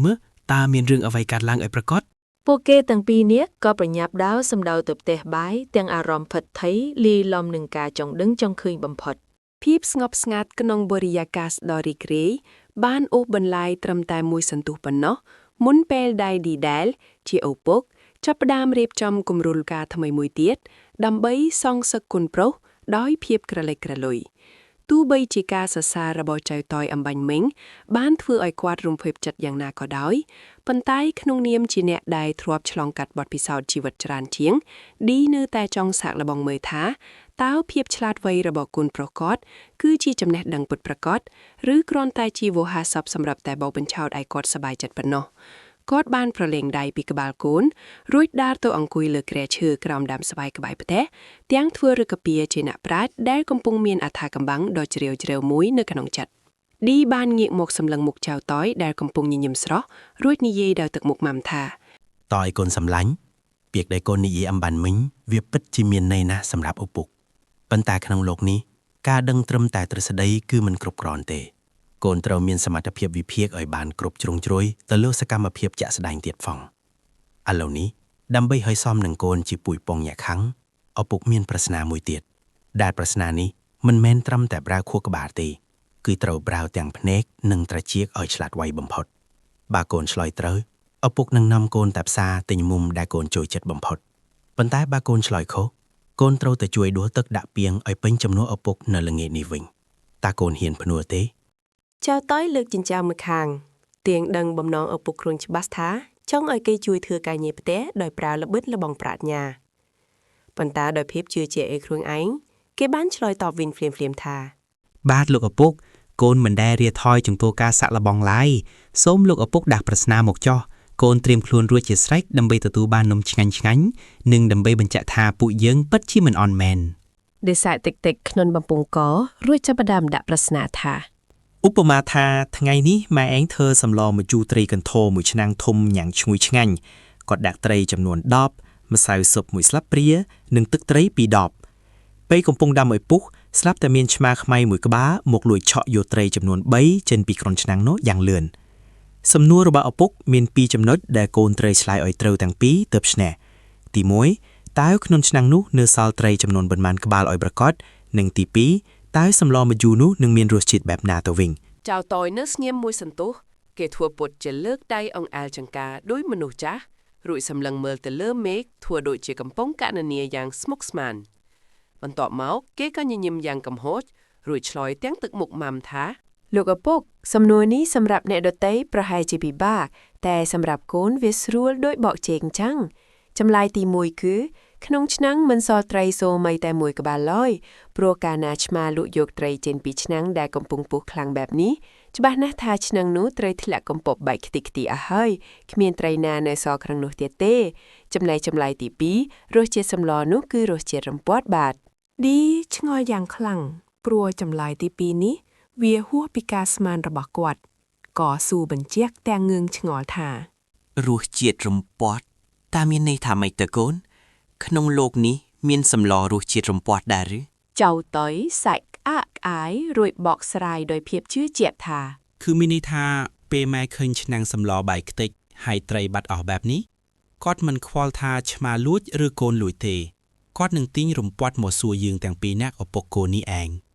រសជាតិដែលយើងទទួលបានគឺរំពាត់ពេញខ្នងតែម្ដងនេះហើយគឺជាការវិភាគតាមបែបជាក់ស្ដែងដែលលោកឪពុកចង់បាន ឌីលឺបែបនេះក៏នឹកឃើញដល់ចរិតមើងម៉ាត់របស់ភរិយាខ្លួនភ្លាមគាត់ស្រមើលស្រមៃឃើញរូបភាពប្រពន្ធកាន់រំពាត់ឈរនៅមាត់ទ្វារដែលធ្វើឲ្យគាត់ព្រឺសម្បូរខ្ញាកដោយមិនដឹងខ្លួនឌីសោយបណ្ដាងក់ក្បាលបណ្ដារួចនិយាយទាំងក្រវីក្បាល ពិតមែនហើយកូនឯងឆ្លាតមែនឆ្លាតរហូតដល់ដឹងមុនថាគ្រោះថ្នាក់នឹងមកដល់ទៀតឪពុកពិតជាមិនអាចមើលរំលងសមត្ថភាពវិភាគរបស់កូនបានមែននំមួយថងនេះច្បាប់ជារបស់កូនហើយ ក្នុងខណៈដែលពួកគេកំពុងសើចសប្បាយនឹងប្រស្នានេះស្រាប់តែមានសម្លេងស្រែកហៅចេញពីក្នុងផ្ទះបាយមកយ៉ាងខ្លាំងវាគឺជាសម្លេងរបស់ម្ដាយចៅតយដែលកំពុងរអ៊ូអំពីរឿងអ្វីមួយយ៉ាងតក់ក្រហល់ឌីនិងចៅតយសម្លឹងមុខគ្នាដោយភាពតក់ស្លុតបន្តិចព្រោះសម្លេងនោះវាហាក់ដូចជាមានរសជាតិរំពាត់ដោយដែលចៅតយបានទាទុកមែនឌីខ្សឹបប្រាប់កូនថា តយកូននិយាយដូចទាទុកមុនអញ្ចឹងតោះយើងទៅមើលតើមានរឿងអ្វីកើតឡើងឲ្យប្រកប ពួកគេទាំងពីរនាក់ក៏ប្រញាប់ដាវសម្ដៅទៅផ្ទះបាយទាំងអារម្មណ៍ភិតភ័យលាយឡំនឹងការចង់ដឹងចង់ឃើញបំផុត ពួកគេទាំងពីរនាក់ក៏ប្រញាប់ដើរសម្ដៅទៅផ្ទះបាយទាំងអារម្មណ៍ភិតភ័យលាយឡំនឹងការចង់ដឹងចង់ឃើញបំផុតនៅពេលឈានជើងចូលដល់ក្នុងផ្ទះបាយភ្លាមស្រាប់តែឃើញអ្នកម្ដាយឈរច្របូកចង្កេះយ៉ាងមាំលើក្បែរចង្ក្រានបាយទឹកមុខគាត់ឡើងក្រហមងាំងហាក់ដូចជាមានកម្ដៅកើនឡើងដល់100អង្សាសេទៅហើយនៅលើតុបាយមានចានត្រីអាំងមួយដែលមើលទៅហាក់ដូចជាត្រូវបានវះកាត់ដោយអ្នកជំនាញយ៉ាងស្ទាត់ជំនាញបំផុតព្រោះសាច់ត្រីដ៏ឈ្ងុយឆ្ងាញ់ដែលគាត់ទៅតែអាំងក្តៅៗនោះដោយបាត់បង់អស់រលែងពាក់កណ្ដាលជំហៀងខ្លួនដោយបន្សល់ទុកត្រឹមតែឆ្អឹងកន្ទុយនិងក្បាលដែលមើលទៅគួរឲ្យអាណច្ចអាធមបំផុត ទីតើបងអញលួចញ៉ាំត្រីអាំងដែលអញខំថែរក្សាទុកឲ្យកូនតូចមែនទេ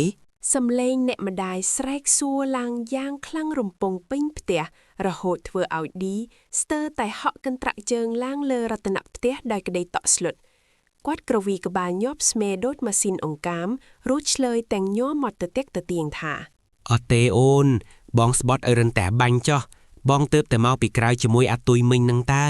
មិនទាន់បានប៉ះសូម្បីតែចុងម្រាមដៃរបស់ត្រីនោះផង គាត់ងាកមកមើលកូនប្រុសក្នុងន័យសុំជំនួយយ៉ាងខ្លាំងក្លាបំផុតចៅតយឃើញស្ថានភាពមិនសូវស្រួលនិងដឹងថាកំហឹងមេដាអាចនឹងបង្កជាភីវសង្ខរាបាំងគេក៏ចាប់ផ្ដើមសម្ដែងតួជាអ្នកជំនាញដោះស្រាយវិវាទដ៏ឆ្លាតវៃគេដើរយឺតជុំវិញទូបៃធ្វើជាពិនិត្យមើលស្នាមជើងស្នាមប្រឡាក់និងបំណែកត្រីដែលនៅសេសសល់យ៉ាងម៉ត់ចត់រួចនិយាយដោយសំឡេងមាំប្រកបដោយទំនុកចិត្តថា ម៉ែប៉ាគាត់ងាយពិតមែនកុំមិនទោះគាត់អីបើយោងតាមទ្រឹស្ដីលបងប្រាជ្ញារបស់កូនត្រីអាំងនេះវាមិនមែនបាត់បង់ដោយសារមនុស្សលួចញ៉ាំនោះទេតែវាបាត់ដោយសារវាមានវិញ្ញាណចង់ត្រឡប់ទៅរកបងប្អូនវានៅក្នុងសមុទ្រវិញដោយសារតែម៉ែអាំងវាមិនទាន់ឆ្អិនល្អ លឺបែបនេះម្ដាយចៅតូយយកសម្លក់កូនប្រុសស្លែកមុខស្ទើរដោយខ្យល់រួចពោលដោយកំហឹងមិនតាន់ថយចុះថា កុំមកប្រើល្បិចលបងប្រាជ្ញាស្អីជាមួយម៉ែអីសោះតយបាមិនមែនប៉ាឯងតើជាខ្មោចព្រាយណាមកលួចស៊ីក្បាលត្រីនៅសល់តែឆ្អិនស្អាតបែបនេះមានតែប៉ាឯងម្នាក់គត់ដែលចូលចិត្តចិញ្ចុកឆ្អឹងត្រីសមុទ្ររហូតដល់ឡើងសច្បាំងបែបហ្នឹង គាត់លើកវែកសម្លមកក្រវីនៅមុខឌី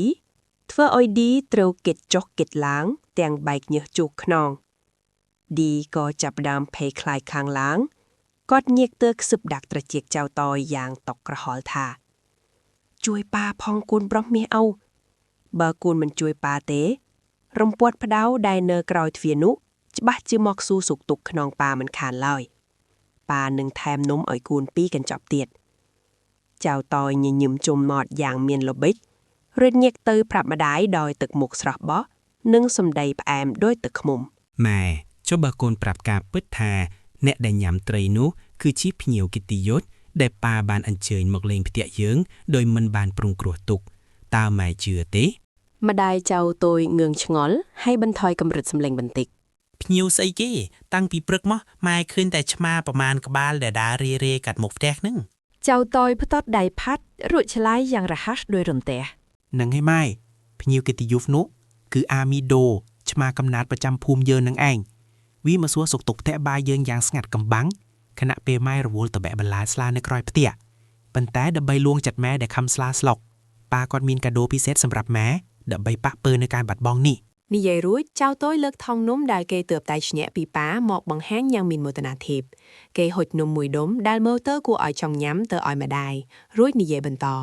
នេះជានំដែលប៉ាទិញទុកឲ្យម៉ែជាសម្ងាត់ដើម្បីសុំទោសដែលគាត់មើលថែផ្ទះបាយមិនបានល្អរហូតដល់ឲ្យឆ្មាមកលួចត្រីបានមែនទេប៉ា ឌីលឺសូដូចមានទេវតាមកប្រោះព្រំរំដោះគ្រោះ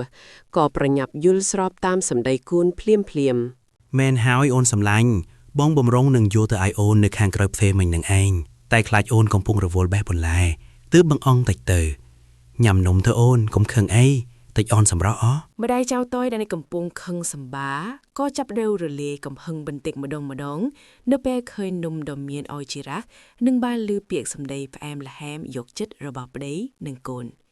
ក៏ទទួលយកនំនោះរួចញញឹមតិចៗទាំងអៀនព្រាន លើកនេះម៉ែមិនយកទោសបីទេเพราะឃើញថាមានទឹកចិត្តតែបើមានលើកក្រោយទៀតដឹងតែរំពាត់មែនតែនហើយ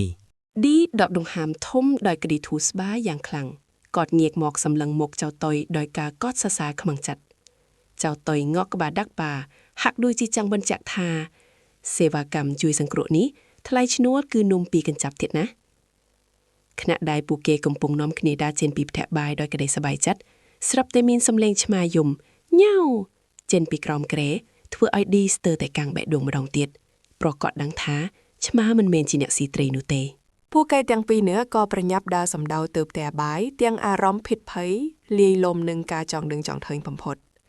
នៅពេលឈានជើងចូលដល់ក្នុងផ្ទះបាយភ្លាមស្រាប់តែឃើញអ្នកម្ដាយឈរច្របូកចង្កេះយ៉ាងមាំលើក្បែរចង្ក្រានបាយទឹកមុខគាត់ឡើងក្រហមងាំងហាក់ដូចជាមានកម្ដៅកើនឡើងដល់100អង្សាសេទៅហើយនៅលើតុបាយមានចានត្រីអាំងមួយដែលមើលទៅហាក់ដូចជាត្រូវបានវះកាត់ដោយអ្នកជំនាញយ៉ាងស្ទាត់ជំនាញបំផុតព្រោះសាច់ត្រីដ៏ឈ្ងុយឆ្ងាញ់ដែលគាត់ទៅតែអាំងក្តៅៗនោះដោយបាត់បង់អស់រលែងពាក់កណ្ដាលជំហៀងខ្លួនដោយបន្សល់ទុកត្រឹមតែឆ្អឹងកន្ទុយនិងក្បាលដែលមើលទៅគួរឲ្យអាណច្ចអាធមបំផុត ទីតើបងអញលួចញ៉ាំត្រីអាំងដែលអញខំថែរក្សាទុកឲ្យកូនតូចមែនទេ សំឡេងអ្នកម្ដាយស្រែកសួរឡើងយ៉ាងខ្លាំងរំពងពេញផ្ទះរហូតធ្វើឲ្យឌីស្ទើរតែហក់កន្ត្រាក់ជើងឡើងលើរតនផ្ទះដោយក្តីតក់ស្លុតគាត់ក្រវីក្បាលញាប់ស្មេដូចម៉ាស៊ីនអង្កាមរួចឆ្លើយទាំងញ័រមកទៅទៀកទៅទៀងថា អត់ទេអូន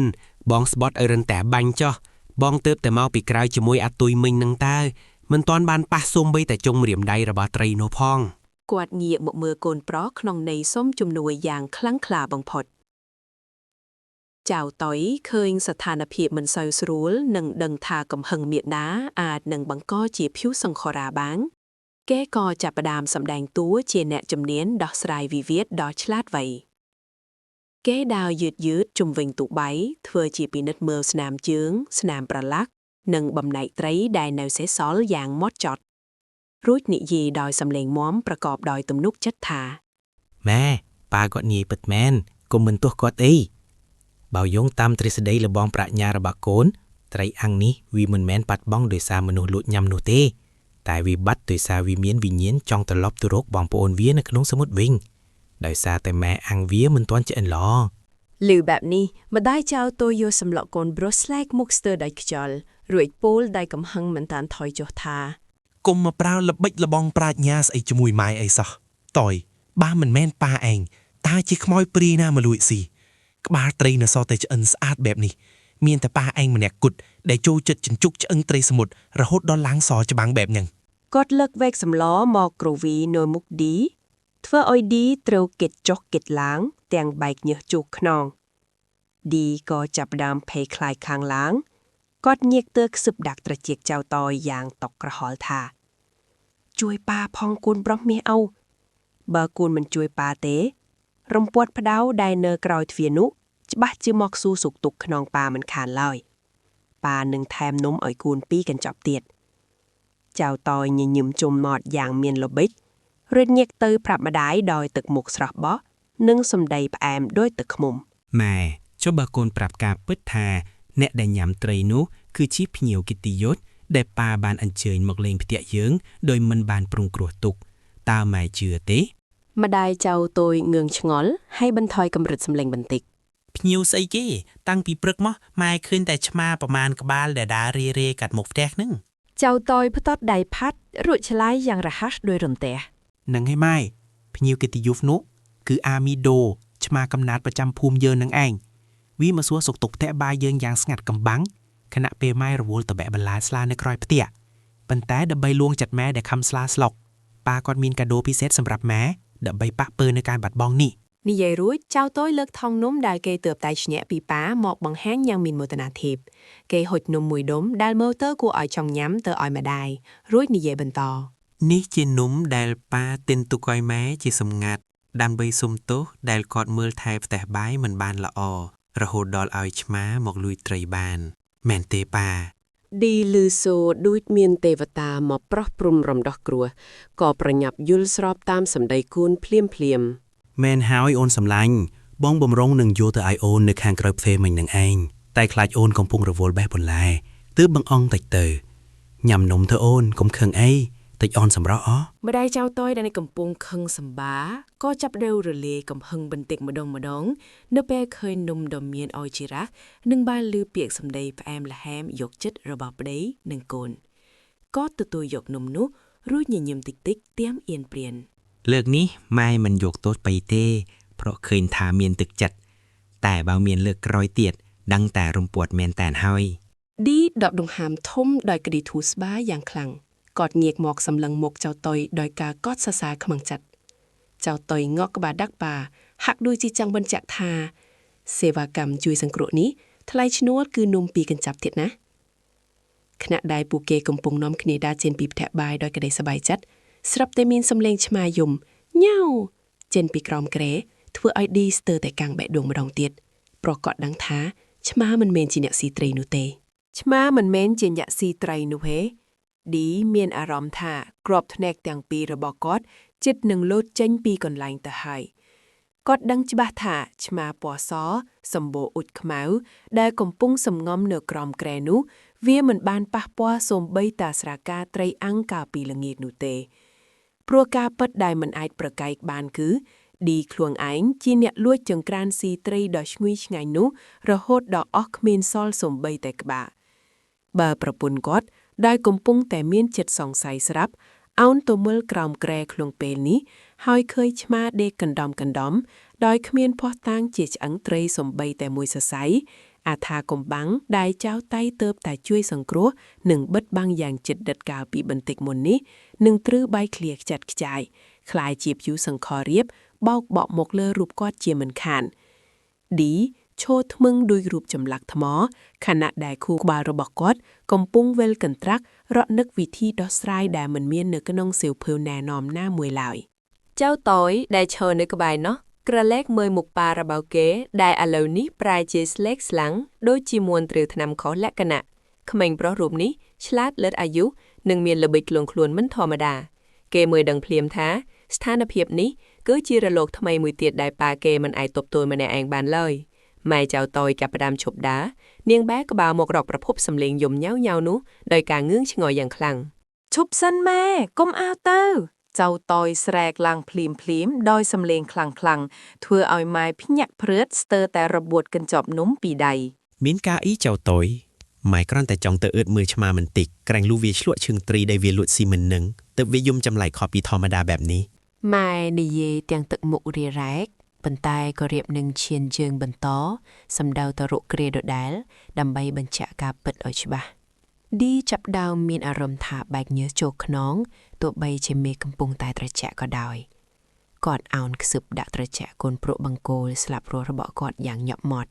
ជួយប៉ាផងចៅតុយកូនឯងជាទេវតាសង្គ្រោះជីវិតប៉ាហើយបើម៉ែឯងដឹងក្រាបពិតថាប៉ាលួចស៊ីត្រីនោះប៉ាប្រកាសជាត្រូវបង្ខំឲ្យដេកក្រៅផ្ទះក្បែរទ្រង់មនយប់នេះជាក់ជាមិនខានប៉ានឹងធ្វើអ្វីគ្រប់យ៉ាងតាមតែចិត្តកូនចង់បាន ចៅតុយមិនបង្អង់យូរឡើយគេងាក់មកញញឹមលាក់ពុតចុងមាត់រួចខ្សឹបតបវិញក្នុងលក្ខខណ្ឌដែលធ្វើឲ្យឌីចង់គាំងបេះដូង លើកនេះថ្លៃសេវាខ្ពស់ជាងមុនណាប៉ាព្រោះបញ្ហាវាកាន់តែធំខ្ញុំចង់បានអាវយឺតរូបគំនូរជីវចលថ្មីមួយដែលកំពុងល្បីនិងសិភើរឿងនីតិរូបភាព5ក្បាលទៀតតើប៉ាយឺព្រមទេ ឌីគ្មានជំរឿអ្វីក្រៅពីងក់ក្បាលញាប់ស្មែព្រមទទួលយកគ្រប់លក្ខខណ្ឌទាំងអស់ដើម្បីឲ្យខ្លួនរួចផុតពីគ្រោះថ្នាក់ដ៏ធំមួយនេះចៅតុយប្រញាប់ស្ទុះទៅស្ទះមុខម៉ែរួចនិយាយទាំងសើចកក់ក្អាយដើម្បីបន្លប់សភាពការយ៉ាងប៉ិនប្រសប់ ម៉ាមិនបាច់មើលទេឆ្មានេះវាមិនមែនឆ្លួកឆ្អឹងត្រីអ៊ីទេគឺវាកំពុងតែខឹងទៅវិញតាប៉ាបានប្រាប់ខ្ញុំមិញថាគាត់បានលួចយកឆ្អឹងត្រីដែលឆ្មាស៊ីសទាំងអស់ទៅបោះចោលបាត់ហើយព្រោះគាត់ខ្លាចស្រមោចរោមពេញផ្ទះនាំឲ្យរំខានដល់ម៉ែឥឡូវឆ្មាវាកំពុងតែយំទាមទាបង្អែមលាងមាត់ហ្នឹងណាម៉ែព្រោះវាធ្លាប់តែស៊ីឆ្អឹងត្រីហើយលិតចានផ្អែមតា ម៉ែជ្រួញចិញ្ចាមបន្តិចទឿងការងឿងឆ្ងល់កាន់តែខ្លាំងកូននិយាយអីចម្លែកម្លេះចៅតុយឆ្មាស្អីក៏ចេះចង់ស៊ីបង្អែមលាងមាត់ដូចមនុស្សដែរឌីដែលទទួលបានសញ្ញាភ្លើងខៀវពីកូនប្រុសក៏ប្រញាប់យាជើងដើរទៅជិតប្រពន្ធរួចចាប់កាន់ដៃនាងទៅតិច មែនហើយអូនសម្លាញ់ឆ្មាយើងនេះវាមានទម្លាប់ចម្លែកណាស់មកយើងទៅសម្រាកទៅកុំខ្វល់ជាមួយសត្វធាតុអីចាំបាច់ឲ្យដៀស៊ីនំដែលអូនឲ្យបងមិញតិចទៅវានឹងឈប់យំរំខានយើងហើយ ទោះបីជាម៉ែនៅតែមានមន្ទិលសង្ស័យខ្លះៗក្នុងចិត្តប៉ុន្តែដោយសារភាពប៉ិនប្រសប់ក្នុងការនិយាយភូតផលបំភ្លេការរ៉ាត់យ៉ាងមានទឹកដមរបស់ចៃតុយនិងការសម្ដែងជួលតួបានយ៉ាងរលូនរបស់ប្តីនាងក៏ដកដង្ហើមធំរួចសម្រេចចិត្តដើរចេញពីទីនោះសម្ដៅតែបន្ទប់គេងវិញឌីលួចដកដង្ហើមធំដោយក្តីធូរស្បើយយ៉ាងខ្លាំងរួចងាកមកមើលកូនប្រុសដែលកំពុងឈរច្រកៅលុញម្រាមដៃរាប់ចំនួនរង្វាន់ដែលខ្លួននឹងទទួលបានដោយភាពរីករាយបំផុត កូនឯងពិតជាពូកែខាងបង្កើតរឿងមែនតែនហើយចៅតុយប៉ាស្ទើរតែតាមមិនតន់ ឌីនិយាយតិចៗពេលពួកគេដើរចូលបន្ទប់ចៅតុយសើចតិចៗ គេមិនមែនហៅថាភូតផលទេប៉ាគេហៅថាយុទ្ធសាស្ត្ររស់រានមានជីវិតក្នុងផ្ទះដ៏មានសុភមង្គលចុះបើប៉ាមិនលួចស៊ីត្រីអាំងដ៏ឈ្ងុយនោះតើខ្ញុំមានឱកាសបានរង្វាន់ច្រើនបែបនេះមែនទេ ក្រវីក្បាលហួសចិត្តនឹងប្រាជ្ញាដ៏ខិលខូចរបស់កូនប្រុសខ្លួនឯងប៉ុន្តែក្នុងចិត្តក៏កោតសរសើរមិនតិចដែរទោះជាយ៉ាងណាភាពស្ងប់ស្ងាត់ដែលពួកគេស្មានថានឹងទទួលបាននោះមិនបានស្ថិតនៅយូរអង្វែងឡើយខណៈដែលឌីកំពុងតែរៀបចំខ្លួនដេកបិទភ្នែកដោយក្តីសុខស្រាប់តែគាត់នឹកឃើញរឿងដ៏គ្រោះថ្នាក់មួយយ៉ាងសំខាន់បំផុតគាត់ភ្លេចបិទបង្អួចផ្ទះបាយឲ្យជិតបើឆ្មាចិនទៅក្រៅតាមបង្អួចហើយទៅលួចស៊ីត្រីផ្ទះអ្នកជិតខាងទៀតនោះរឿងរ៉ាវពិតប្រាកដនឹងកាន់តែធំឡើងចាក់ជាមិនខានឌីស្ទុះក្រោកឡើងពីលើគ្រែបំរុងនឹងរត់ទៅបិទបង្អួចប៉ុន្តែស្រាប់តែមានសំឡេងភងយ៉ាងខ្លាំងចេញពីផ្ទះផ្ទះបាយម្ដងទៀតអ្នកទាំងបីមើលមុខគ្នាដោយភាពតក់ស្លុតជាខ្លាំងលើកនេះមិនមែនជាសំឡេងឆ្មាយំដូចមុននោះទេប៉ុន្តែវាគឺជាសំឡេងបែកចានឆ្នាំងនិងសំឡេងមនុស្សធ្ងរតិចៗយ៉ាងអថាកំបាំងម៉ែដែលកំពុងរៀបចំភួយក៏ស្ទុះងើបអង្គុយត្រង់ខ្លួនរួចសម្លឹងទៅកាន់ឌីដោយខ្សែភ្នែកមុតដោយកំបិត ឌីទៅមើលឲ្យលឿនបើឆ្មាស៊ីត្រីអស់ហើយវានៅធ្វើស្អីឲ្យបែកចានឆ្នាំងដល់ថ្នាក់នេះឬមួយក៏មានចៅមកលួចចានយើងឌីលេបទឹកមាត់ក្អឹកភ្នែករំបៃរកមើលចៅតយដោយជាអ្នកជួយសង្គ្រោះប៉ុន្តែក្មេងឆ្លាតរូបនេះបានទៀងភួយដណ្ដប់ចិត្តក្បាលបាត់ទៅហើយដោយបង្ហាញតែម្រាមដៃពីរដែលជាសញ្ញាបញ្ជាក់យ៉ាងច្បាស់ថាថែមរង្វាន់ពីរមកទៀតណាប៉ា ឌីសម្លឹងមើលម្រាមដៃពីររបស់ចៅតៃដែលជាសញ្ញាបញ្ជាក់យ៉ាងច្បាស់ថា ថែមរង្វាន់ពីរមុខទៀតណាតា ដោយក្តីអស់សង្ឃឹមនិងហួចចិត្តជាពន់ពេកខ្នូចិត្តគាត់កំពុងគិតថាកូនម្នាក់នេះមិនមែនកើតមកដើម្បីជួយសង្គ្រោះឪពុកក្នុងគ្រាអាសន្ននោះទេប៉ុន្តែគឺកើតមកដើម្បីឆ្លៀតឱកាសបោចរោមក្នុងពេលដែលគាត់កំពុងទាល់ច្រាក់តែម្ដង ទោះជាយ៉ាងណាក៏ដោយស្ថានភាពនៅចំពោះមុខមិនបានធ្វើជំរឿសច្រើនឲ្យគាត់ឡើយព្រោះសំឡេងបែកចានឆ្នាំងនៅតែបន្តលាត់លីរំពងចេញពីក្នុងផ្ទះបាយរួមជាមួយនឹងសំឡេងដកដង្ហើមធំខុសប្រក្រតីដែលធ្វើឲ្យបរិយាកាសក្នុងផ្ទះទាំងមូលប្រែជាត្រជាក់ស្រៀបភ្លាមដោយក្តីអស់សង្ឃឹមនិងហួចចិត្តជាពន់ពេកក្នុងចិត្តគាត់កំពុងគិតថាកូនម្នាក់នេះមិនមែនកើតមកដើម្បីជួយសង្គ្រោះឪពុកក្នុងគ្រាអាសន្ននោះទេប៉ុន្តែគឺកើតមកដើម្បីឆ្លៀតឱកាសបោចរោមក្នុងពេលដែលគាត់កំពុងទាល់ច្រាក់តែម្ដងទោះជាយ៉ាងណាក៏ដោយស្ថានភាពនៅចំពោះមុខមិនបានធ្វើជំរឿសច្រើនឲ្យគាត់ឡើយព្រោះសំឡេងបែកចានឆ្នាំងនៅតែបន្តលាត់លីរំពងចេញពីក្នុងផ្ទះបាយរួមជាមួយនឹងសំឡេងដកដង្ហើមធំខុសប្រក្រតីដែលធ្វើឲ្យបរិយាកាសក្នុងផ្ទះទាំងមូលប្រែជាត្រជាក់ស្រៀបភ្លាមយល់ព្រមប៉ាយល់ព្រមទាំងអស់ឲ្យតែឯងជួយប៉ារួយខ្លួនពីម៉ែឯងនៅយប់នេះ ឌីបង្ខំចិត្តខ្សឹបដាក់ត្រជាកូនប្រុសតិចទាំងទឹកមុខយូរចត់ដូចស៊ីមកជូរព្រៃក្រងតែលឺពាក្យថាយល់ព្រមចេញពីមាត់ឪពុកភ្លាមចៅតយក្រវាភួយចេញពីខ្លួនរួតងើបឈរយ៉ាងរហ័សហាក់ដូចជាមានថាមពលវេទមន្តដែលទៅតែបញ្ចូលថ្មីក្មេងឆ្លាតដែលពោពេញដោយល្បិចរូបនេះងាកទៅញញឹមដាក់ម៉ែដែលកំពុងកាន់អំបោសចាំមើលយ៉ាងមុតមមរួតនិយាយដោយសំឡេងផ្អែមដូចទឹកឃ្លុំថាម៉ែកុំបារម្ភអីប្រហែលជាមានអីមិនស្រួលមែនហើយប៉ុន្តែប៉ាគាត់ជាអ្នកក្លាហានបំផុតក្នុងភូមិយើងគាត់នឹងនាំខ្ញុំទៅពិនិត្យមើលឲ្យច្បាស់បើមានចោលមែនប៉ានឹងចាប់ចោលនោះហើយជា7ចំណៃមិនខានទេម៉ែ ឌីសឹងតែចង់ងាកទៅផ្ទះក្បាលកូនប្រុសមួយដៃព្រោះតែសម្ដីលើកជើងដែលនាំទុកដាក់ខ្លួនឯងប៉ុន្តែគាត់គ្មានជំរើសក្រៅពីដើរតម្រង់ត្រឡប់ផ្ទះបាយឡើយម៉ែនៅតែអង្គុយសម្លឹងមើលពីក្រោយដោយខ្សែភ្នែកមិនដាក់ភ្នែកហាក់ដូចជាកំពុងតាមដានគ្រប់ជំហានរបស់ប្តីឌីដើរយឺតជើងទាំងពីរញ័រដោយកូនសัตว์ខណៈដែលចៅទុយដើរតាមពីក្រោយយ៉ាងរំភើយដៃម្ខាងលោកខោប៉ៅយ៉ាងសង្ហាហាក់ដូចជាកំពុងដើរលេងក្នុងសួនផ្កាដូច្នោះដែរក្លិនឆ្អាបត្រីអាំងដែលនៅសេសសល់ក្នុងខ្យល់ធ្វើឲ្យឌីកាន់តែបារម្ភខ្លាចថាឆ្មាពិតជាបានស៊ីអស់មែនពេលមកដល់មាត់ទ្វារផ្ទះបាយភាពងងឹតបានគ្របដណ្ដប់ស្ទើរតែទាំងស្រុងបង្កើតបានជាស្រមោលខ្មៅដែលរេរ៉ាំតាមពន្លឺព្រះច័ន្ទខ្សោយតាមចន្លោះជញ្ជាំងស្លឹកឌីលក់ដៃទៅបើកភ្លើងទាំងញ័រទៅតាក់ទៅទើមរហូតដល់រកគង់តាក់ស្ទើរមិនឃើញផុសពន្លឺភ្លើងពណ៌លឿងទុំបានភ្លឺឡើងបង្ហាញឲ្យឃើញទិដ្ឋភាពដ៏រញ៉េរញ៉ៃលើសពីការស្មានចានឆ្នាំងដែលធ្លាប់រៀបចំទុកដាក់យ៉ាងមានសណ្ដាប់ធ្នាប់ណារីនបានធ្លាបរាបាយពេញដី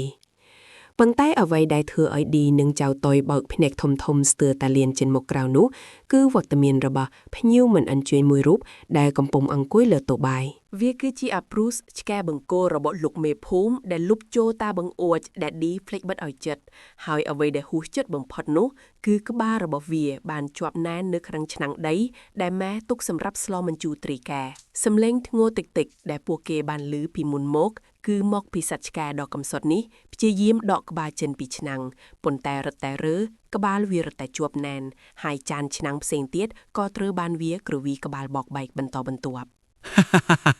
ប៉ាឃើញទេមិនមែនចៅទេគឺអាប្រូសោះ ចៅតយសោចក្អាកក្អាយយ៉ាងមានក្តីសុខរួចងាកទៅរកឌីដែលកំពុងឈើដកដង្ហើមធំដោយក្តីធូរស្បើយមួយរំពេចប៉ុន្តែស្នាមញញឹមដ៏ត្រេកអររបស់ឌីបានរលាយបាត់ទៅវិញភ្លាមនៅពេលដែលគាត់នឹកឃើញរឿងដ៏គួរឲ្យរន្ធត់មួយឆ្នាំងដីនោះគឺជាវត្ថុបុរាណដែលម៉ែស្រឡាញ់បំផុតព្រោះវាជាកេរតនាពីយីសាក់សងាប់ហើយតយបើម៉ែឯងឃើញឆ្នាំងនេះបែកគាត់នឹងមិនត្រឹមតែខឹងឆ្កែទេគាត់នឹងគិតថាប៉ាជាអ្នកធ្វេសប្រហែសឲ្យឆ្កែចូលមកបំផ្លាញរបស់គាត់មិនខានឌីនិយាយទាំងភ័យស្លន់ស្លោញើសហូរស្រោចក្នុងចៅតយញញឹមចុងមាត់យ៉ាងមានល្បិចរួចលើកដៃពីរម្រាមមកបង្ហាញចំពោះមុខឪពុកម្ដងទៀតប៉ានេះជាសេវាកម្មកម្រិតពិសេសបំផុតបើចង់ឲ្យខ្ញុំកែប្រែស្ថានភាពនេះឲ្យទៅជាប៉ាខ្លាយជាវីរបុរសជួយសង្គ្រោះឆ្នាំងម៉ែវិញកុំភ្លេចរង្វាន់ដែលបានសន្យាបន្ថែមណាឌីគ្មានពេលគិតយូរទេព្រោះសំឡេងដារបស់ម៉ែនិងសូរសំឡេងអំបោះអូសតាមដីកំពុងខិតជិតមកដល់មាត់ទ្វារផ្ទះបាយហើយ ឌីងក់ក្បាលយល់ព្រមទាំងបង្ខំចិត្តបំផុតខណៈដែលចៅតុយចាប់ផ្ដើមរៀបចំឈុតឆាកថ្មីភ្លាមៗដោយស្ទុះតែចាប់ទៀងជើងអាព្រោះរួចស្រែកខ្លាំងៗថា ប៉ាកុំឲ្យចៅនោះរត់រួចអីសោះប៉ាឈន់ណា សូសំលេងស្រែករបស់ចៅតុយបានធ្វើឲ្យឌីភ្ញាក់ព្រឺតស្ទុះទៅចាប់ដុំអស់មួយដុំដែលនៅក្បែរនោះមកកាន់ធ្វើជាអាវុធទាំងមិនដឹងខ្លួនខណៈដែលអាព្រោះខ្លាំងៗតាមការបញ្ជារបស់ម្ចាស់តុយវាស្រីនាងដែលជាប្រពន្ធស្ទុះរត់ចូលមកក្នុងផ្ទះបាយទាំងទឹកមុខស្លេកស្លាំងដោយដៃម្ខាងកាន់អំបោរឯដៃម្ខាងទៀតត្រៀមខ្លួនជាស្រេចដើម្បីស៊ូស្លាប់ការពារគ្រួសារភ្នែករបស់នាងបើកធំសម្លឹងមើលកំទេចឆ្នាំងដែលបែករេបាយពេញដីរួចងាកទៅមើលប្តីដែលកំពុងឈរហត់ដង្ហក់និងកូនប្រុសដែលកំពុងអោបជើងឆ្កែធ្វើដូចជាទើបតែឆ្លងកាត់សមរភូមិដ៏សាហាវមួយ មានរឿងអីនឹងបងចៅនៅឯដា ស្រីនាងសួរទាំងញ័រមាត់ភ្នែករកមើលសត្រូវដែលចៅតុយបានស្រែកប្រាប់ចៅតុយមិនទុកឲ្យឪពុកហាមាត់និយាយទាន់ឡើយគេក៏ស្ទុះទៅអបជើងម្ដាយរួចចង្អុលទៅបង្អួយផ្ទះបាយទាំងកាយវិការរំភើបខ្លាំង ម៉ែមិញមានអាខ្មៅមួយខ្លួនធំប៉ុនពូនគោវាបំរុងនឹងលួយត្រេងងៀតយើងប៉ាឃើញតន់ក៏ស្ទុះតតាំងជាមួយវាពួកវាប្រយុទ្ធគ្នាខ្លាំងណាស់ម៉ែរហូតតតែប៉ាទាត់វាផ្លោងចេញតាមបង្អុយបាត់ទៅតែអាកុសលក្នុងពេលប្រយុទ្ធគ្នានោះឆ្នាំងសម្លរបស់ម៉ែក៏ត្រូវអាខ្មៅនោះធាក់បែកខ្ទេចតែម្ដង ឌីដែលកំពុងឆោថ្មឹងស្រាប់តែមានអារម្មណ៍ថាខ្លួនឯងคล้ายជាវីរបុរសក្នុងរឿង Hollywood ភ្លាមគាត់ងក់ក្បាលទទួលស្គាល់ទាំងមិនដឹងខ្យល់អីរួចខំធ្វើទឹកមុខអង្អាចបើទោះបីជាក្នុងចិត្តកំពុងភ័យញ័រដោយកូនមន់ត្រូវទឹកភ្លៀងក៏ដោយគាត់សម្លឹងមើលកូនប្រុសដ៏មានល្បិចរបស់ខ្លួនដែលកំពុងសម្ដែងបានយ៉ាងសមសួនរហូតសូម្បីតែអាព្រោះក៏ឈប់ព្រោះហើយងាកមកមើលមុខម្ចាស់វាតាំងងឿងឆ្ងល់ដែរស្រីនាងដកដង្ហើមធំរួចដើរទៅពិនិត្យមើលកំទេចឆ្នាំងហាក់នៅមានមន្ទិលសង្ស័យបន្តិចបន្តួចព្រោះនាងដឹងច្បាស់ពីចរិតរបស់ប្តីប៉ុន្តែកាយវិការរបស់ចៅតុយពិតជាធ្វើឲ្យនាងជឿស្លងតែម្ដង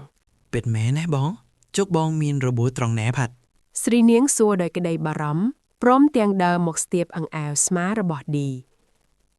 ហៀបនឹងឆ្លើយទៅហើយតែចៅតុយបែរជាស្រែកកាត់យ៉ាងរហ័ស របួសក្រៅខ្លួនមិនអីទេម៉ែតែប៉ាគាត់ប្រើកម្លាំងស៊ូភើខ្លាំងពេកទើបឥឡូវគាត់អស់កម្លាំងល្វើយរហូតចង់ញ៉ាំមុនដុតមួយនិងការ៉េម2 3ដើមដើម្បីប៉ះពោកម្លាំងឡើងវិញមែនទេប៉ា ចៅតុយងាកមកញាក់ចិញ្ចើមដាក់ឪពឹកយ៉ាងមានល្បិចដែលនេះជាសញ្ញានៃការទារថ្លៃសេវាកម្មវីរបុរសក្លែងក្លាយឌីលេបទឹកមាត់ក្អឹកព្រោះដឹងថាស្ថានភាពនេះវាលើកពីអ្វីដែលគាត់បានគ្រោងទុកទៅទៀតរង្វាន់ដែលចៅតុយទាគឺស្មើនឹងលុយហប៉ៅរបស់គាត់ពេញមួយសប្តាហ៍ប៉ុន្តែបើមិនយល់ព្រមតាមទេអាតុយច្បាស់ជាទំលាយរឿងពិតប្រាប់ម៉ែវាថាគាត់ជាអ្នកធ្វើឲ្យបែកឆ្នាំងដោយសារតែរំក្បាច់ចម្លែកមិនខានឌីបង្ខំចិត្តញញឹមរួចងក់ក្បាលយល់ព្រមទៅកាន់ប្រពន្ធ មែនហើយអូនបងមានអារម្មណ៍ថាអស់កម្លាំងខ្លាំងណាស់បើបានមន់ដុតមែនប្រហែលជាឆាប់ជាសះស្បើយទីការតក់ស្លុតនេះហើយ ស្រីនាងលែងសង្ស័យទៀតហើយនាងមានមោទនភាពចំពោះប្តីដែលហ៊ានតតាំងជាមួយស្ត្រីអាថាកំបាំងដើម្បីការពារត្រីងៀតនិងផ្ទះបាយនាងចាប់ផ្ដើមរៀបចំអំបោសបោះកំទេចឆ្នាំងរួចប្រាប់ឲ្យអ្នកទាំងពីរទៅអង្គុយសម្រាកនៅខាងមុខផ្ទះចុះនៅពេលដែលស្រីនាងបែរក្នុងបាត់ចៅតុយដកដង្ហើមធំយ៉ាងធូរជ្រុងរួចងាកមកសឹបដាក់ត្រចៀកឪពុកទាំងញញឹមបិទមាត់មិនជិត សេវាកម្មកម្រិតពេជ្ររបស់ខ្ញុំមិនដែលធ្វើឲ្យខកបំណងទេមែនទេប៉ាតែប៉ាគង់ភ្លេចណាកិច្ចសន្យារបស់យើងនៅមានចំណុចពិសេសមួយទៀតដែលខ្ញុំមិនទាន់ប្រាប់ប៉ា ឌីចាប់ផ្ដើមព្រួយបារម្ភជាថ្មី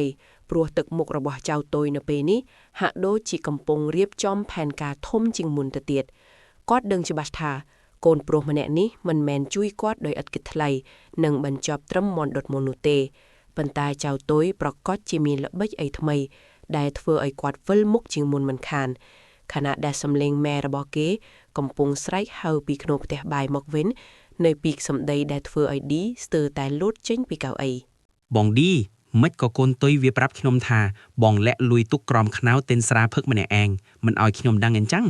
ចេញមកប្រាប់ខ្ញុំឲ្យច្បាស់ភ្លាមកុំឲ្យខ្ញុំចូលទៅទាញត្រចៀកដល់ក្រែ ស្ទើរតែលោតចេញពីកៅអីមែនទែនព្រោះពាក្យសម្ដីរបស់ប្រពន្ធគាត់ប្រៀបដូចជារន្ទះបាញ់ចំកណ្ដាលក្បាលគាត់ញ័រដៃទៅត្រើតសម្លឹងមើលមកកូនប្រុសដែលអង្គុយធ្វើភ្នែកស្លូតបួតបំផុតហាក់ដូចជាគ្មានរឿងអ្វីកើតឡើងគាត់ខ្សឹបសួរទាំងមួមកខ្លាំង តើអតើមិនក៏ហាញ់លេងមេឃធ្លាក់អញ្ចឹងចុះកិច្ចសន្យាដែលថាជួយប៉ាមិញនឹងហាញ់បោះចៅក្នុងទឹកឲ្យហើយមែនទេប៉ាអើយនេះហើយគឺជាចំណុចពិសេសដែលខ្ញុំចង់ប្រាប់ប៉ានោះកិច្ចសន្យាសេវាកម្មកម្រិតពេជ្ររបស់ខ្ញុំវាមិនមែនបញ្ចប់ត្រឹមតែការជួយបិទបាំងរឿងមន់ដុតមួយពេលនោះទេប៉ុន្តែវារួមបញ្ចូលទាំងការបង់ថ្លៃធានារ៉ាប់រងភាពសម្ងាត់ប្រចាំខែទៀតផងបើប៉ាមិនយល់ព្រមតាមលក្ខខណ្ឌបន្ថែមដែលខ្ញុំទើបតែនឹកឃើញមិញទេព័ត៌មានទាំងអស់នឹងត្រូវហូរចូលត្រចៀកម៉ែភ្លាមដោយដែលប៉ាបានឮសម្ដីគាត់មិញនឹងអីចឹងឯង ឌីលេបទឹកមាត់កឹកគាត់ដឹងច្បាស់ថាលើកនេះគាត់ពិតជាជួបគូប្រកួតដែលសាហាវបំផុតខាងឆាកជីវិតហើយគាត់សួរទាំងបង្ខំចិត្តដោយខ្សឹបខ្សៀវ ចុះអាលះខាន់បន្ថែមដែលហែងថានឹងវាមានស្អីខ្លះទៅ